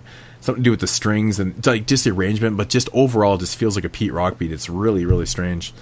It's good shit though, man. Next track, Gunnin'. This it's like a pretty short kind of. It almost feels like a filler track on the record. Yeah, this was the only one that I could have done without. I was like, all right, this is okay. Not bad, but it was just okay. Definitely not as dope as the rest of the album for me personally. It feels it's only like 2 minutes and 20 seconds, and the last 20 seconds is like a new track comes in at the end of it. Yeah. It's so weird. That is true, man. For as busy as this track is, man, it's mixed really well. I thought the horns and the bass line were mixed perfectly in this track. But the interesting thing about this one is that Insight to me sounds like Edon on this track, man. The way they mixed his voice or something, and the way he's flowing and pronouncing things, it sounds like Edon. It's crazy. It's the Boston sound. It could be, man. Boston. He just Insight sounds a lot different on this track than he does from the rest of ones. Well, it's a more up tempo track, so maybe when he's pushing it like that, he sounds a little different. Well, they put a little bit on the voice too. They did something with the voice a little bit, but it just comes off as sounding so different, which is cool. I mean, it fits into the record a little bit too because it is a little bit different and stuff, but it does essentially feel like a filler track. But maybe he just had a cold that day when he recorded it or something. He could have. He totally could have, man. Then we get into Know the Meaning. Fucking awesome sample in there. I love that beat. It's so good, man. Again, scratch hook, man. Scratch hooks. Yeah. And damn it, again, he just killed. The guru and scratch there. Yeah. It's so dope, man. And just another really solid, laid out foundation hip hop track. I think there's, again, just flows so damn well. Just everything about it. Once again, perfect example of like not having a traditional hook. Not enough scratching. Or like scratch hooks or scratching at all in hip hop tracks anymore. And this record is like a perfect example of that. Mm-hmm. Yeah. Yep. And then we move on to this song. When are we gonna get it together? This track right here feels so old. Like I'm talking like it feels to me like it's 92, 93 ish old school. The arrangement and the way this thing is mixed sounds like an old fucking early 90s track. I don't know if that was intended. Or if it just came off like that, but it's really good, man. It's just one of those kind of happy feel songs. It's literally what it is, like let's get it together kind of thing. But it's the title says it all, basically. It really is. Yeah. I mean, it's a lot of the track titles on this record are pretty self-explanatory to the songs. There's not really a lot of we don't really need to go digging in our minds to figure out what the songs are about. Not like the last Sadistik record where not like that at all. Yeah, you kind of have to listen to it a few times. But this one, it's just really old school sounding and interesting. I thought it was pretty cool. I was gonna say I think the soul sample really kind of does that. That's like a big reason why you get that feeling. At least for me, that's why I felt that too. I agree with that, man. I think it was because that sample is definitely one that was used in the 90s. Yeah. Yeah, that one. That's why. It's so good. It fits perfect too. It's awesome. Yep. Yeah. Yep. Put a sample in there. And then we get to Rather Unique 2. This is interesting. Doing a part 2 to a track or a sequel track or however you want to call it. It's not a remake or a remix. It's like a part 2. He stole the beat from Pete Rock. Come on. Exactly. Yeah, dude. I mean, again, it's just another scratch chorus. The Rather Unique, scratching that up and stuff. Love it. It works so well. It works so well. It's very simple, but it works, and it just sounds so damn fresh. This is something that isn't done a lot in hip hop, is it? Where people just go and make like a part 2 to like a rather famous track. You just don't see a lot of that. Not that I know. But this was really cool, though. I really like the. I like that. I'd like to see more of it. Oh, I know. This one just fucking blew my socks up, blew my shitter out, man. And this one as well. Like the last 30 seconds of this track, a new instrumental came in at the end. And you know what that is? That's got to be influenced by none other than Pete Rock. Yeah. Right? He kind of came full circle on this track, didn't they? Exactly. Definitely. But again, like the outro, it's just so fucking dope, dude. I wanted to hear a whole song from that. Yeah. I was like, the sleigh bells in there. Oh, it's fucking good, man. It's really, really cool, man. You couldn't see me. I really like this sample that they used at the beginning of this and that like how it's mixed and shit. I think that's really, really cool. I don't know what it was from. I'm not 100% sure what it was, but I don't know. There's a harder feeling beat on this one. Yeah, man. Yeah, and I think Insight just destroys this track. I think he comes so hard, man. Yeah, he does pretty much on every track. He does, man. He really, really does. Again, and this one kind of feels like it's inspired by Pete Rock. I don't know what it is, man, but this one right here, I couldn't help it. I was like, okay, this is like very Pete Rock feeling. So when do you think this was all recorded? It was before their album came out. When was that? From what I understand, it was in like 07 sometime. Yeah, I think it was 2006, 2007. This was recorded in 2006, 2007. It's interesting because to me it sounds a little bit older. Maybe it's just the style that they were going for on the record and stuff, but I think it's the style, yeah. Yeah. It could be, man, but man, you can't deny the Pete Rock influence on this record, though. No. Like, it's all over the place, man. It's crazy. All Right If You Bite, again, scratch hook. Amazing. Scratch hook. You know, I mean, crazy cuts on this one. I loved it. More dope cuts from Damu, yeah. So yeah, good. it was great. Should have actually wrote down all the vocal samples or all the samples that they scratched up in this, man, because there's lots of really good ones. Yeah. Tons of good ones, man. But again, you know, it's just getting back to that basics and really kind of bringing out the whole track. I love that, man. You know, you have like a 16 bar, then you cut in like all these awesome, you know, vocal samples, and then you just continue. Yep. Why do we need to wreck it with like bullshit hooks and shit like that, man? This is awesome. I think it works so good, man. I'm glad that they kind of stuck to the basics on this. And then we get It's Over. You know, of course, it's like the outro track. Basically, it's kind of like the end of the album type deal. It's not really an outro, but it's, you know, it's the end of the album. It's the end of the album. Yeah, it was divided. Like, there's only the first minute or so it had rapping on it, and then like there were some scratches came in, and then there was a beat change for the last like 15 seconds on there. It was just drums there. Yep. And then we get to Know the Meaning of Remix, and I gotta say, man, I think I actually like the remix more than the other one. So I like the original version better myself. But yeah, I listened listened to these back to back about 3 or 4 times. And I was like, nah, I kept kind of trending towards the remix. I don't know why. I mean, it's not like I didn't like the other one. Of course I did, but I don't know. I was just kind of falling towards this one a little bit more. But overall, man, this is a really, really well put together album. A lot of songs were not ruined by shitty hooks and stuff. I love the fact that they brought it back to the basics with a lot of scratching and old school sounds, and it really, really great samples and shit like that. And there's just not a lot of things going on in this record that are not good. It's a really, really, and the length of the album too is awesome. I love the length of the record. It flows by. Listen, I must listen to this album like 10 fucking times, man. It's ridiculous how many times I listen to it. Yeah, it's like it is. It just, you know, I found the Sadistik one as well. Like, both of these albums, they just flow right by. It's like, no, it's not a chore to listen to it at all. Yeah, really. Yeah, really I would definitely disagree with you on Sadistik, but this one, sure. But this one, yeah, for sure, it's perfect. But you gotta remember, this was made about that time, like 06, 07. So it was, you know, and it still sat for all those years, and it came out today, and it still sounds so good. Like, it sounds more relevant than ever, and that's what I love about these type of records, man. It's like this album, if it had came out in 1999, would have been like, oh, it came out in 1999, or if it came out in 2006, you're like, okay. And if it comes out in 2017, it's like, awesome. No, I bet you a lot of people don't even know this was a shelved record. Right. I mean, this is the type of production that is pretty much timeless. Maybe it's going to go in Ninth Wonder's vault there. But like, yeah, it's definitely classic Damu production. Like, even has like, you know, the double time snares. Like, it's if you listen to his production and you like it, then definitely you're gonna love this album. Oh yeah, what's crazy? His Insight, man, like Insight is like the epitome of like a professional rapper on this album. Like, there's no bullshit, there's no gimmicks. It's just nonstop, just solid delivery the whole way through every track. Yeah, and he stays true to it, like his content too. Like, I mean, what he's rhyming about. I mean, everything works. Nothing. You're like, what the fuck did he just say? No, this shit was written with a point. Like, get to the point, no fucking around. But it shows though. They didn't want to kill anything by, you know, mixing up with shitty ass hooks and things like that. This was just raw. This was lyrics and beats, man. at its finest. And I think it came together perfectly.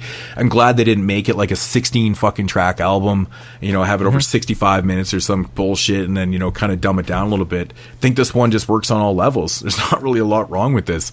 Like Jay said, man, if you're a fan of Damu, it's production. If you like Insight, which I'm a big fan of Insight, I have a couple solo records by him. It's good. It's just really, really damn quality, good hip hop, man.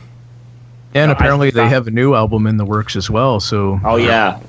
And the amount of like stuff that Damu's doing even these days, like he's producing so many instrumentals and doing so many different projects. I can't wait to hear what they're going to do with this new album. It would be interesting to play this and the new one back to back and just see how similar or how not similar they are. Yeah. One last thing, it's really. This album's mixed really well too. For all the shit that's going on and stuff, man, and being a little bit older, sometimes these shelved albums can kind of show their flaws and things.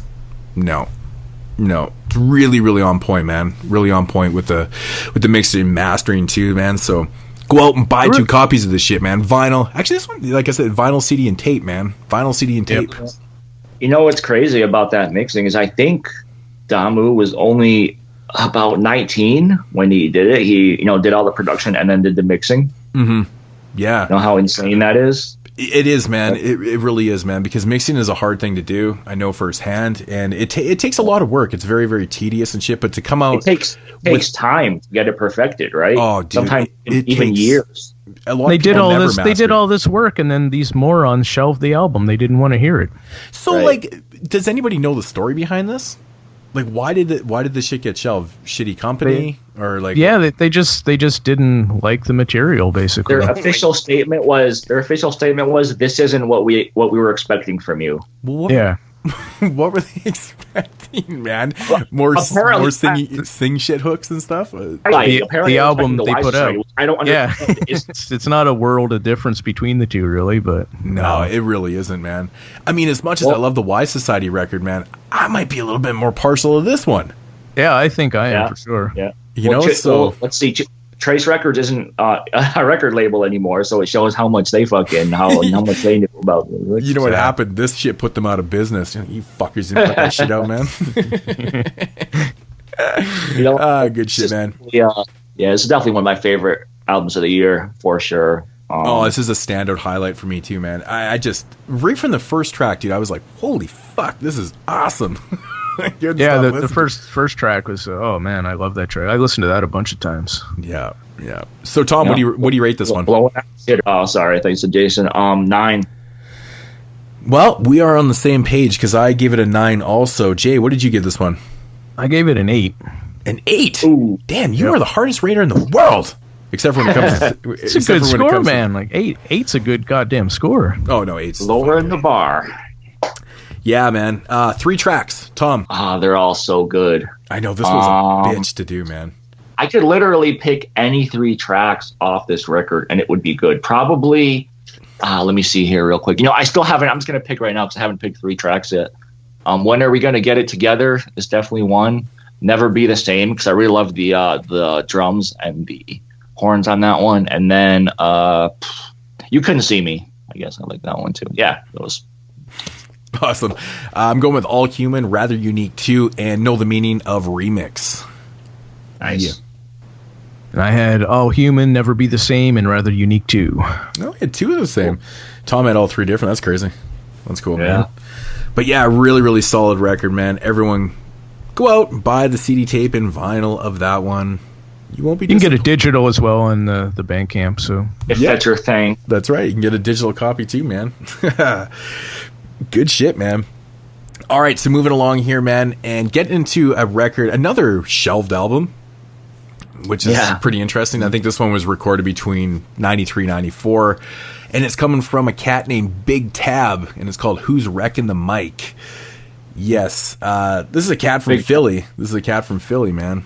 So it's got kind of that Philly flavor to it. Pretty awesome stuff. Yeah. He is also known as Jack Frost. So if people are familiar with Jack Frost from like the 2000s, this is the same cat.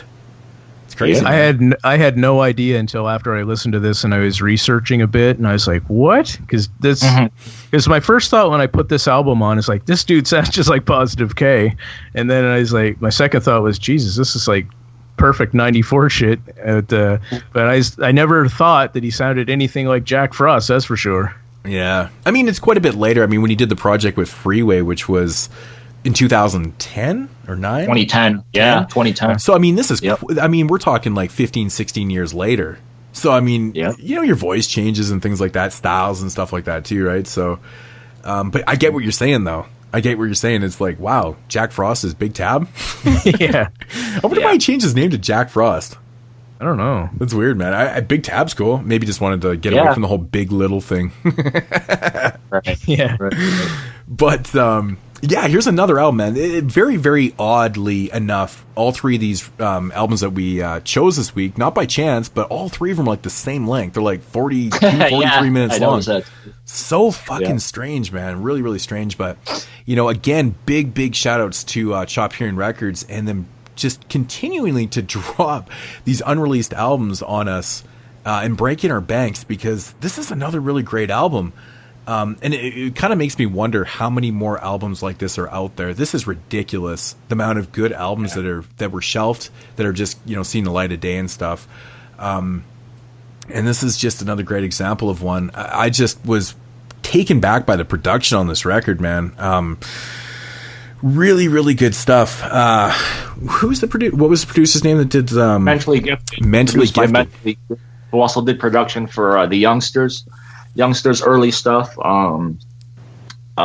did a 12-inch called Fourth Quarter, also from Philly, great 12-inch. And he also produced for the Baba Kids, which is a really hard to get 12-inch, one of those, you know, kind of random rap underground 12 inches. Like 12 inches. Yeah, you can hear the Baba Kids on this track, on the Posse track. Yeah.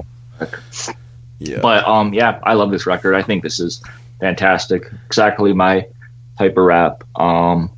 Yeah, it's supposed to come out in 94 originally, but basically what it is, excellent kind of jazzy boom bap hip hop, you know? Exactly what 10 tracks. Yeah, definitely. If you like those jazzy type beats from that era, this is definitely going to be something you'll love. Yeah, a little bit more up tempo, you know, and it's really good though, man. Like I don't even think there's like a miss on this album, man. Like there's only 10 tracks, but it's so cohesive. Not for me. I like the whole thing. Yeah, man. It's so amazing. Like it's just nothing but heat on this, man. It's so awesome. And it's just one. It's totally a product of its time too. You know, given like all the content and stuff on this one. Really good stuff. But I was amazed at the production. The production for me was like, wow, really good samples used in this. Just really good rhythms. Everything about it was just awesome. Very, very cohesive record. I was like, damn, why didn't this guy do more production? It just seriously. I'm like, wow. Like how is like I mean the Youngsters and you know. And stuff like that, but like most of the stuff is basically never even seen the light of day, you know, until now. This is crazy, man. But yeah, this is what I'm saying, man. This is just unbelievable. But the one thing that kind of took me back on this one a little bit was how clean this album was. He doesn't swear at all. There's not one curse word on this entire record. I didn't even notice that. Yeah, I don't know if that's by choice or if that's just, you know, how we. I mean, obviously it's probably by choice. I think it was by choice because there was one. I think it's 100% by choice, man. He drops the N-bomb a couple times. He says the N-word a couple times, but he doesn't. Exactly. That's what I mean. That's why I don't understand if it was like, you know, why he would just. I guess it's just maybe to show he didn't have to, but I don't know. It was just weird because I could have sworn that on the 12-inch single that I have from him, he does swear. So I was kind of. But on the 12-inch was a track that he did after this one, wasn't it? Like from 96. It came out in 95, I'm pretty sure. You know, I'll tell you right now. Yeah, I think it was a track that he actually did after he recorded this. I think there was one song I noticed. Was it Raw Dog? It was going to say shit, but he said skits or something like that. And it was like an obvious change in the word so he could avoid saying shit. Yeah. So I don't know. It's weird. That is weird. But yeah, I mean, I actually might have missed that. That's interesting. But no, that was the first thing I noticed about the. I was like, wow, this is a really, really damn clean album. And I was like looking for or trying to listen for edits, Like, obvious fucking edits, with stupid ass like DOS effects edits and shit. It's like, I hate that shit. Weird? But I didn't. All three of these albums we reviewed are clean. Yeah, and I didn't even notice that about this one. Like until you said it, I was like, I did not. I didn't miss it. Obviously, you don't need swears in music to make it good, but there was nothing about it that like made me. Yeah, I just didn't even realize it until now. So, well, I mean, to be honest, man, it kind of goes hand in hand with a lot of records. I mean, I would say the majority of hip hop records do have explicit lyrics in them. Oh yeah. Except for By Chance, the 3 that we reviewed tonight are like all clean as hell.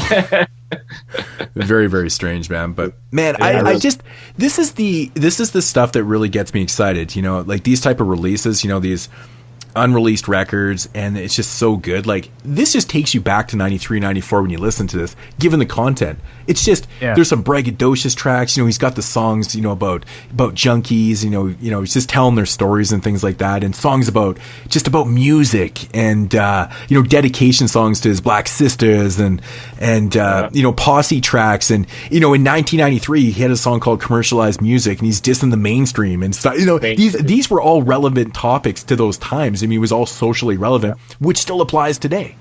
Yeah, I thought it was fun how he mentions Fresh Prince, Will Smith. Since that was a huge show back then, right? Yeah. Well, that song is totally all about fucking Will Smith, man. Oh yeah. I thought that was perfect. Yeah. He was. What did he say? He's like, you never gave back to your neighborhood. Now you're lounging in Hollywood. Yeah. He even drops the "I get around like Tupac" line in that track too. Yeah.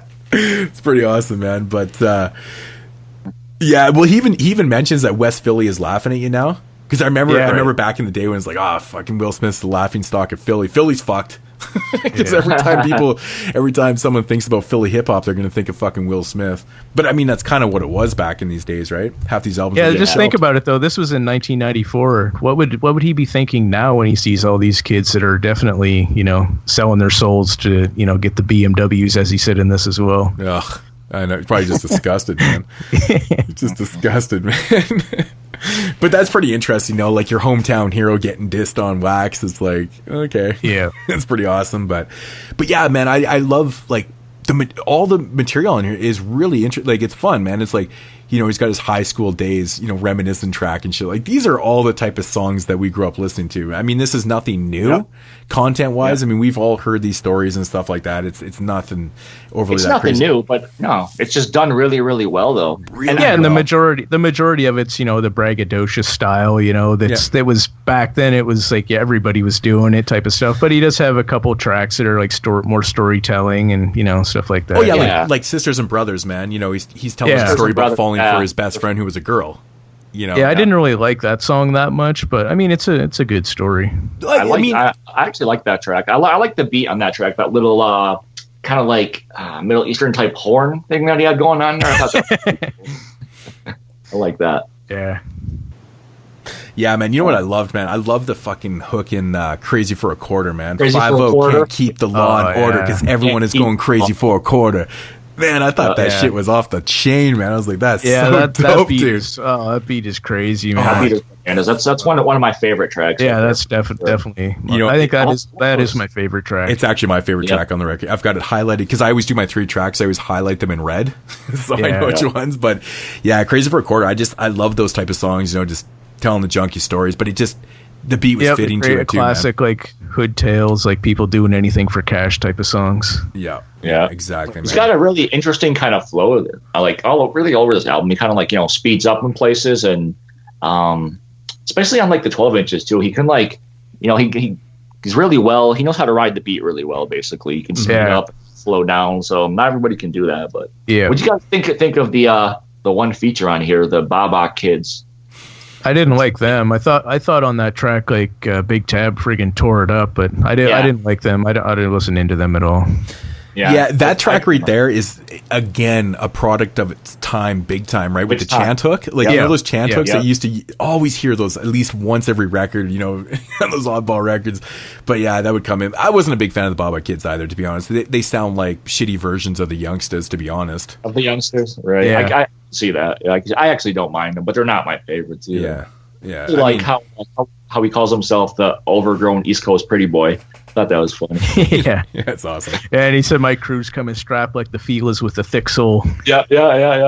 But I like the way he does his braggadocious tracks, like on Big Man for Hire. You know, he's just letting people know, but he's not being aggressive and like cursing and like, you know, he's just, the way he tells who he is just awesome. It just comes across like, yeah, man, I'd hang out with Big Tabb. He sounds cool, man. Yeah. You know, you're not scared of him, but he's just like, yo, man, I'm here to stay. Even though he kind of wasn't, I guess. Who knows what his story is with the record too? But this is the type of shit that makes me shake my head, man. How do these albums sit in vaults? This is crazy shit. If this came out in '94, man, like everybody would have loved this shit. Dude, it was good. It was good, man. I mean, he would have saved Philly. From Will Smith, man. Yeah, it's just an overall really, really fun album, man. If you're into this type of stuff, this jazzy bombastic stuff, like Tom said, I mean, it's a great way to describe the record, man. You know, hot flows. This is for you, man. You know how you said that that you thought that they sound like Positive K? I think he personally sounds like Grand Poobah. The way he pronounces words in this is identical to Grand Poobah. And even some of his flows was like a little bit like Grand Poobah. Like Grand Poobah's older stuff. Like Grand Poobah's older stuff. And I was just like, wow, man. The very first song, I was like, this is interesting. Jay thinks he sounds like Positive K. I'm like, this is Grand Poobah to me anyways. But, you know, either or, man. Fun shit, man. Really, really good stuff. I enjoy it, man. I mean, there's nothing like listen to a story. Like, I know you didn't really care for like Sisters and Brothers that much, but I like hearing stories like that because it just came off as like, I think the story really happened. You know? Yeah, it's a different story. Like, it's definitely good storytelling. I mean, and his rhymes are fine. I don't know. I could have done without that track. Mm-hmm. The only other one that I would have done without is probably what was it called? Enough Respect, the one that he's kind of doing a salute to the ladies or whatever, to his Nubian sisters. Yeah. Those tracks are kind of typical for that time frame as well. Like you would always have like these guys throwing in those type of tracks, but then when he came back right into it with Who's Wrecking the Mic. I mean, back to his boasting shit and all that. It's good. So. You know, that track right there, man. Who's Wrecking the Mic? The title track. It reminds me of Heavy D. There's something about that track just reminds me of the way Heavy D was back in those days. I don't know what it was. I was like, wow, this just reminds me of Heavy D. I mean, not like the pop shitty beats and shit that, but like there was something about the way he was coming on the mic, but it was reminding me of Heavy D, which is really cool. But and I love a big fan. Exactly. And I love the way this record ends though too with the high school days. You know, that reminiscent song about high school days and stuff with that awesome Slick Rick sample in there. It's just fucking great. Great stuff, man. Back when he was Lil Tabb. Yes, exactly, when he was Lil Tabb. It's just to me, it's a damn shame that Mentally Gifted didn't do more production because, to be honest, this production is very, very clean and dusty. It's sounding at the same time. You know what I'm saying? It's very clean, good, and it's mixed really well. Like this album was fully done when it got shelved. Like there was no fucking around with this thing at all. It sounds great. It does. It really does sound great. I was very impressed with the production, the quality of production put into this, and just an overall gem to listen to. This is definitely one of those kind of hidden gems that still a lot of people probably won't hear because it is so limited and hard to find. Because how it came out now. You know, not everyone's looking for fucking chopped herring releases, even though they should be. But yeah, that's the thing, man. They're doing big things, man. Like, I mean, like I said, these are the type of releases that get me most excited. It's shit like this. Like, this just blows my. I just, every day it's like, what's coming out next from these guys, man? They're dropping some real big heat, man. It's good shit. So yeah, cool. All right, so ratings on this one. I guess I go first. You guys went first last time. So Big Tabb, Who's Wrecking the Mic? I give this one a 8.5 out of 10. I think it's really fantastic, man. It's good stuff. So nice. Yep. Jason, I'm rolling with an 8 on this one.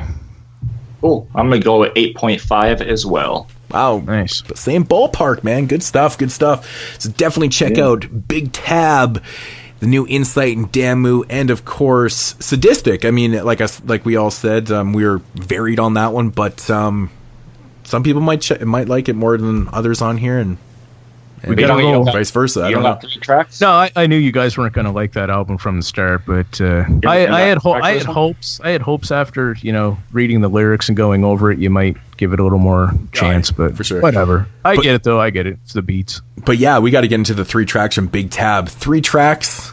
Mine are Laid Back, Groove With It, and Crazy for a Quarter, which is my favorite track on the album. Yeah, I would also go. Crazy for a Quarter is by far my favorite song. So that one definitely. Who's Wrecking the Mic and Commercialized Music are my 3. Cool. my three were the same as Jason's. So Nice. exactly. Nice. So, Yeah, I actually had commercialized music at first too, but I changed it to Groove With It. Man, I find myself listening to that one a little bit. Kept kind of You had to going screw back it to up. You had to go and ruin it for us. We could have been seriously, unanimous on here, and you had to go. I ruin know. it. Yeah. Well, Crazy for a Quarter, man. I mean, shit, we all had that one. Yeah. I think we all agreed. Fuck That song, if you don't listen to anything else on this album, try to search that out because that's a crazy song. Crazy for a Quarter. I would also say commercialized music is a good one to listen to as well. I think that's Yeah. I don't know, just because I don't know. I think it's pretty funny how he disses. Yeah, and he says his name in the track. He's not being subliminal like some of the rappers today. totally. Like he's calling them straight out. Oh yeah. Yeah. Big time. It's good shit, man. All right, so that is going to conclude episode 5 here on Disposable Arts. Yeah, good stuff, brothers. We're going to be back next week, and what are we reviewing? We're reviewing Krs-One's new record, Brother Ali. Brother Ali's new record, and we are going to be doing Real Live as the old school album. So if you guys want to peep out those, get in touch with those records before listening to the reviews, feel free to do so. Yeah. Yeah. All right, so again, you guys got anything else to say? Rest in peace, Ad Rock. Rest in Ad peace, Rock. Ad Rock. You know that's going to get brought up next show too, man. It just for show. Yeah, hopefully we get some more KRS goodness before the review. I'm sure we will, man. I can't stay out of the tabloids, man. It's crazy. But yeah, that is going to do it for the show, man. This one has gone on a little bit, so let's get the fuck out of here. We will check you guys next show. I was going to say next week. This is bi-weekly, episode 6. Peace. Peace. Peace.